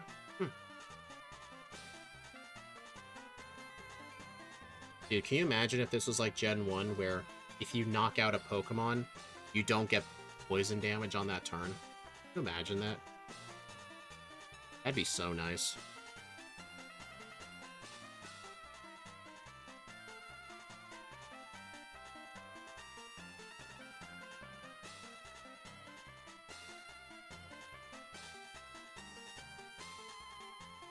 I am... Oh, never mind. That was the last.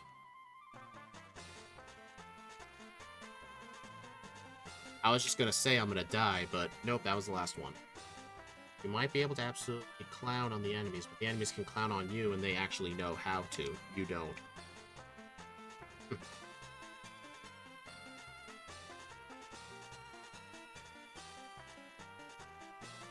Citrus Berry might be clutch for Rival 6. You're right about that. I still have the Person Berry for Misty.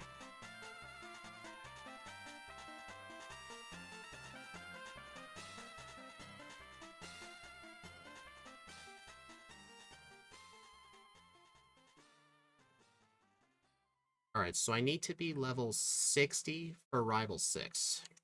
How many candies do I have? 7. I think when I beat Giovanni, I'll be 52, halfway to 53. Or no, I'll be just at 52. So I will need to go get the Route 12 rare candy. Wow, yeah, I know. In this game, the arrow tiles are like running speed.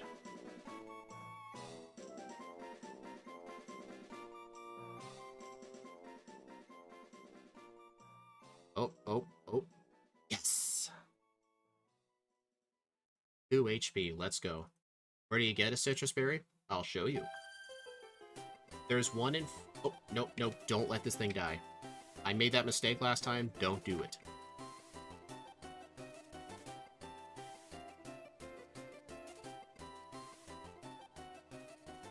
I didn't get it last time because I wasn't sure if I needed it, but I know now I need it. There's one over here. There's also one in front of Victory Road. Alright, now I need the Route 12 candy. I need to be level 60 for Rival 6.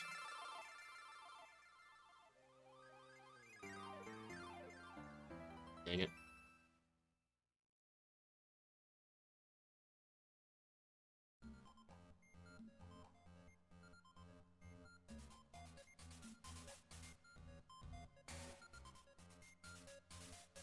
Darn, I hate this grass. It's never worth using a repel here. Yeah, in order to get berries in this game, you have to find them on the ground. The berry forest on the Sevi Islands is the only renewable source outside of pickup. Like in this game, pickup is centralized around berries. Since in this game you can't plant them. Alright, so now I need to use all my candies to level 60, because the whole Elite Four in general was not that hard.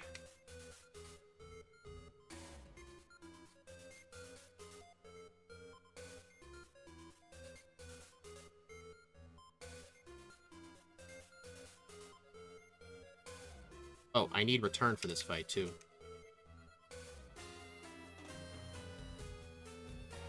Oh, dang it, I forgot return.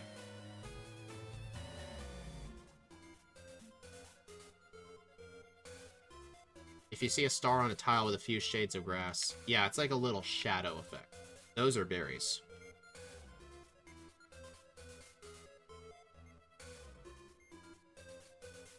I teach this over Airy Lace.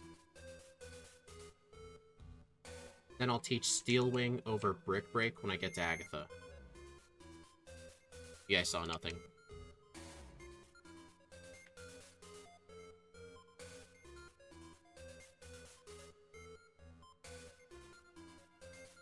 Did I get another one of these?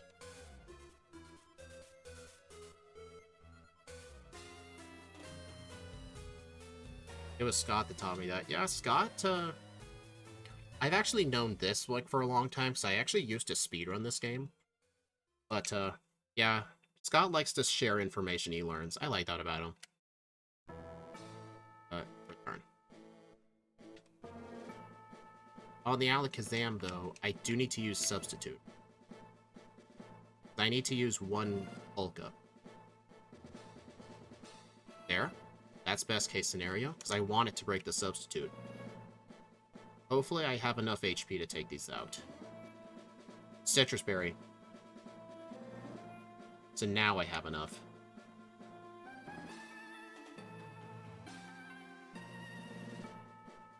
Oh, this is going to be cutting it close.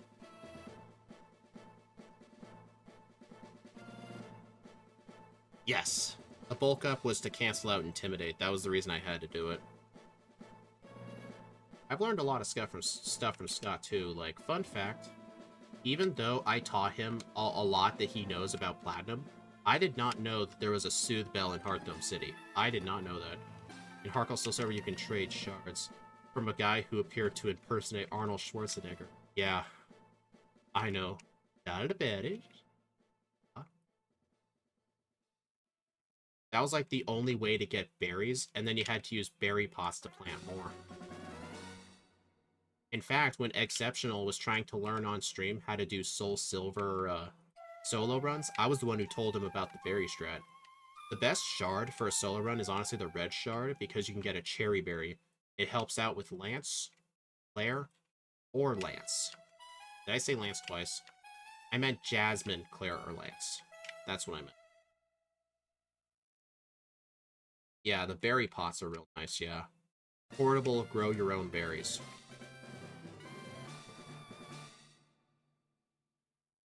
Yeah, I did say Lance twice. I meant to say Jasmine. Because her Magnemite have Thunder Wave, Claire's Dragonairs have Thunder Wave, half of Lance's Pokemon have Thunder Wave. And it's like, the red shard's the only way to get a Cherry Berry. The best place to farm them is the rocks in the Ruins of Alph, because they're all clustered together and the loading zone is right next door. They'll take a long time, but there's more. Yeah. Honestly, I kind of like how in Scarlet and Violet you can just find berries all over the floor. I probably got like 50 of each berry at this point. Because growing berries is honestly kind of lame. Like, I want berries now, dang it. I don't want to be a gardener.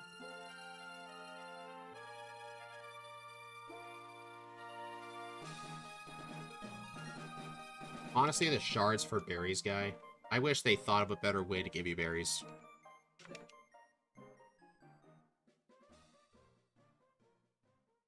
Substitute is another method, but that's locked behind the game corner.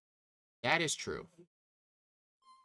In my Heart Gold Soul Silver runs, though, I do allow myself to use save states at the game corner because it's impossible to buy coins.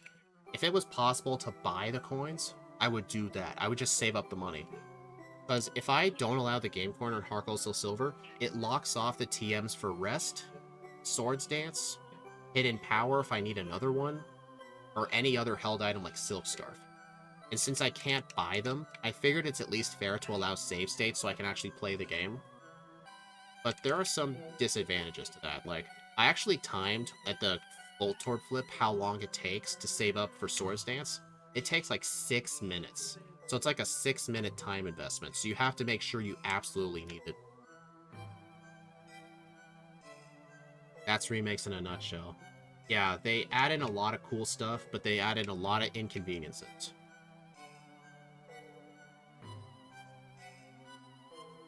Shouldn't you just be able to buy berries? I wish.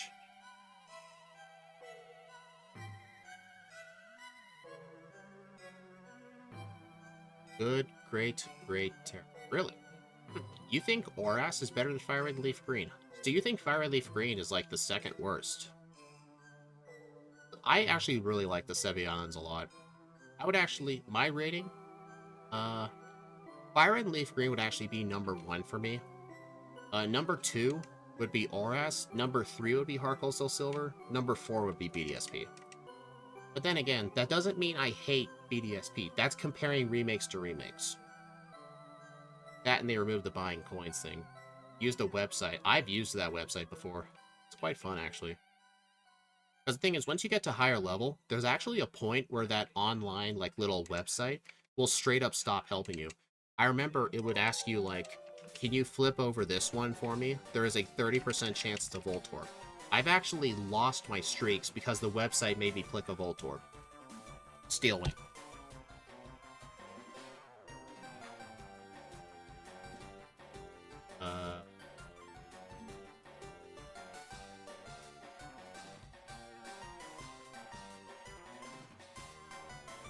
Over Brick Break.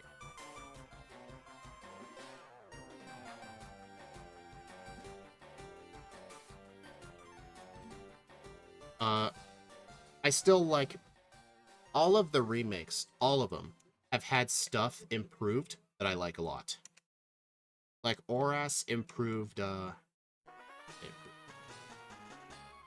was like the little Pokenav feature where you can like summon a Pokemon. There's like a lot more Pokemon you can catch. Like, you actually get the national dex in Omega Ruby Alpha Sapphire before you even beat the game. I've actually caught the legendaries in those rings before I've even beaten the champion. My first time beating Steven Stone in that game, I literally had a level 75 Blaziken. I was using it to catch legendaries. It was amazing. You sure proved me wrong. The second run's going well. Yeah, the training really helped a lot, plus I knew what the heck I was doing.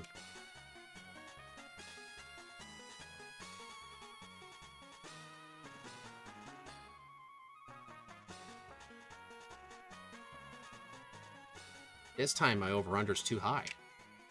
Dang it. I meant to go for that move, but my controller did again. 1, 2.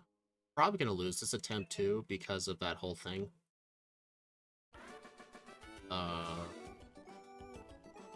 Hopefully the Aerodactyl's nice to me. My controller disconnecting caused me a reset. Dude, what is wrong with this thing? It doesn't usually do it. Most days it's actually fine. But then some days it just happens like 5 times. The over-under was pretty good. If you had any issues, you could have went over. Yeah. 1,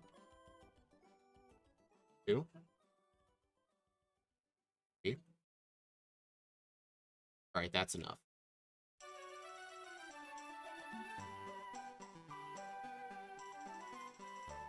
Thank goodness that Aerodactyl didn't crit. I crit.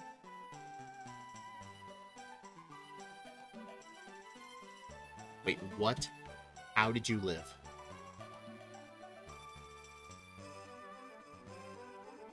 It's not carrying the generation, just pulling its weight.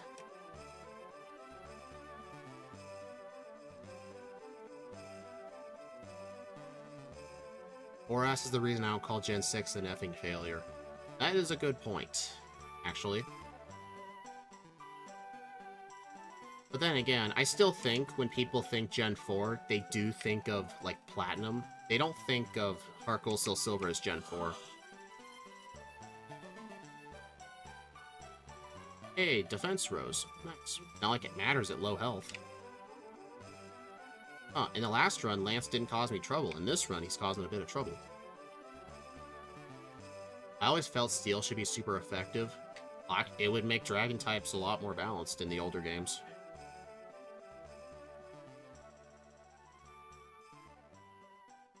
Full restore.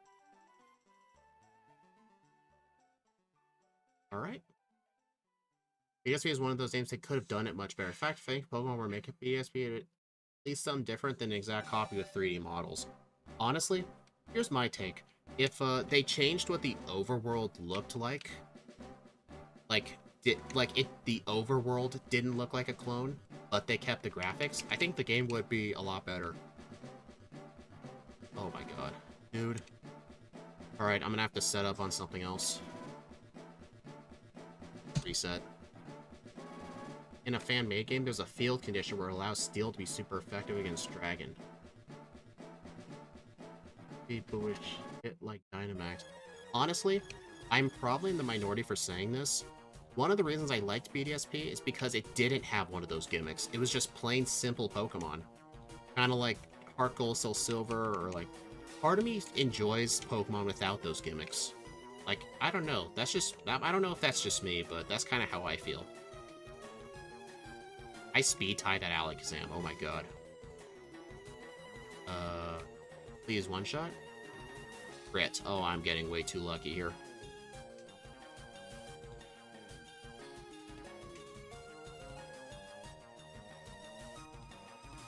Like, I like replaying Pokemon games without all of the gimmicks.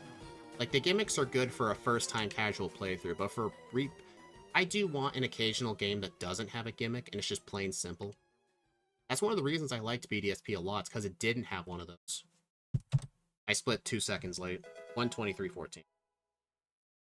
Yeah, Heart Gold Soul Silver too, exactly.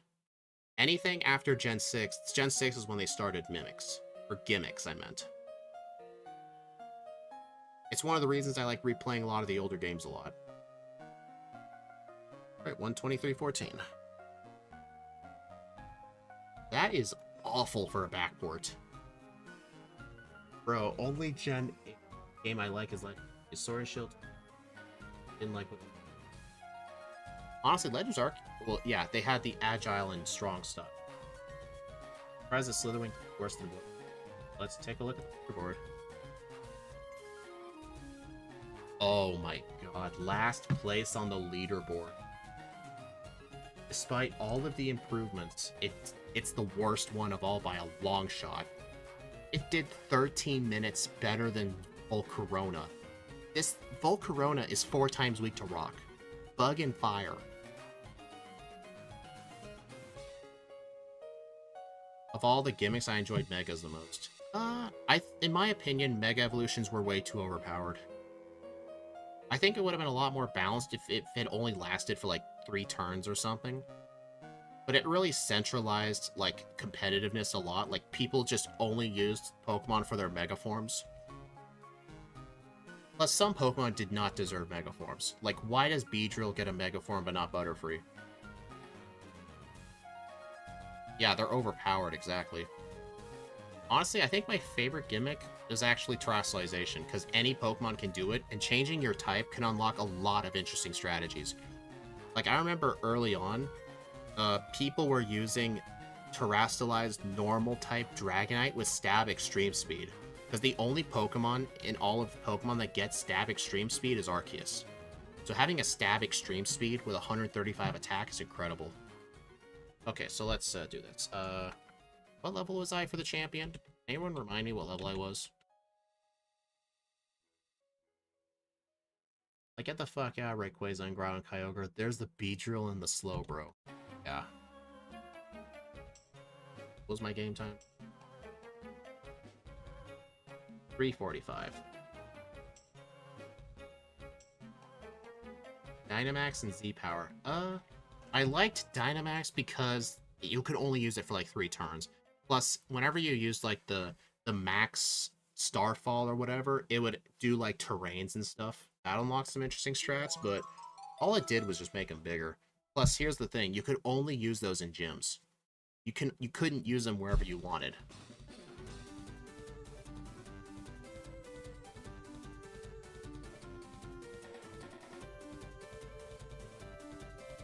Alright, let me get a picture. Actually, can you tell me what level I was when I beat the champion? I actually didn't look.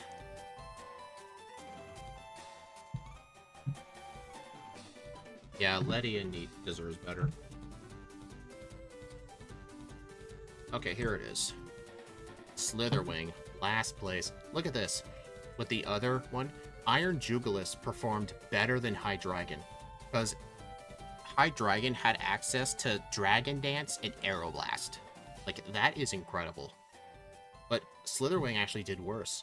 Kinda makes me wonder if Iron Moth would do better than Volcarona, but I'm getting tired of slow level up Pokemon. Let me see if I can remember what my level was. Actually, I have an idea. It saves the game before the credits.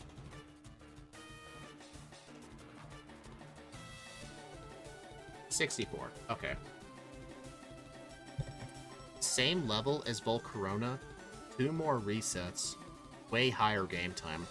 Bug and Fighting is not only a terrible moveset, a terrible typeset, but its moves were not good. It struggled with so many typings. It's just not funny. If Megas were just stuff like Beedrill, honestly, I would have just rioted. Yeah, right. Anyway, thank you all for stopping by, everyone. I really appreciate it. Steve M Plays and I need to make our next week's schedule, so I can't tell you when the next stream will be, but I believe on the... It's going to be sometime next week. Scott's Thoughts, Steve M Plays, and I will do our last of the 3 backported runs we're doing together. We're going to be doing Rayquaza on stream. And then after that, the rest of our backported runs will just be Steve and I. So be sure to look forward to that, and I'll see you all next time.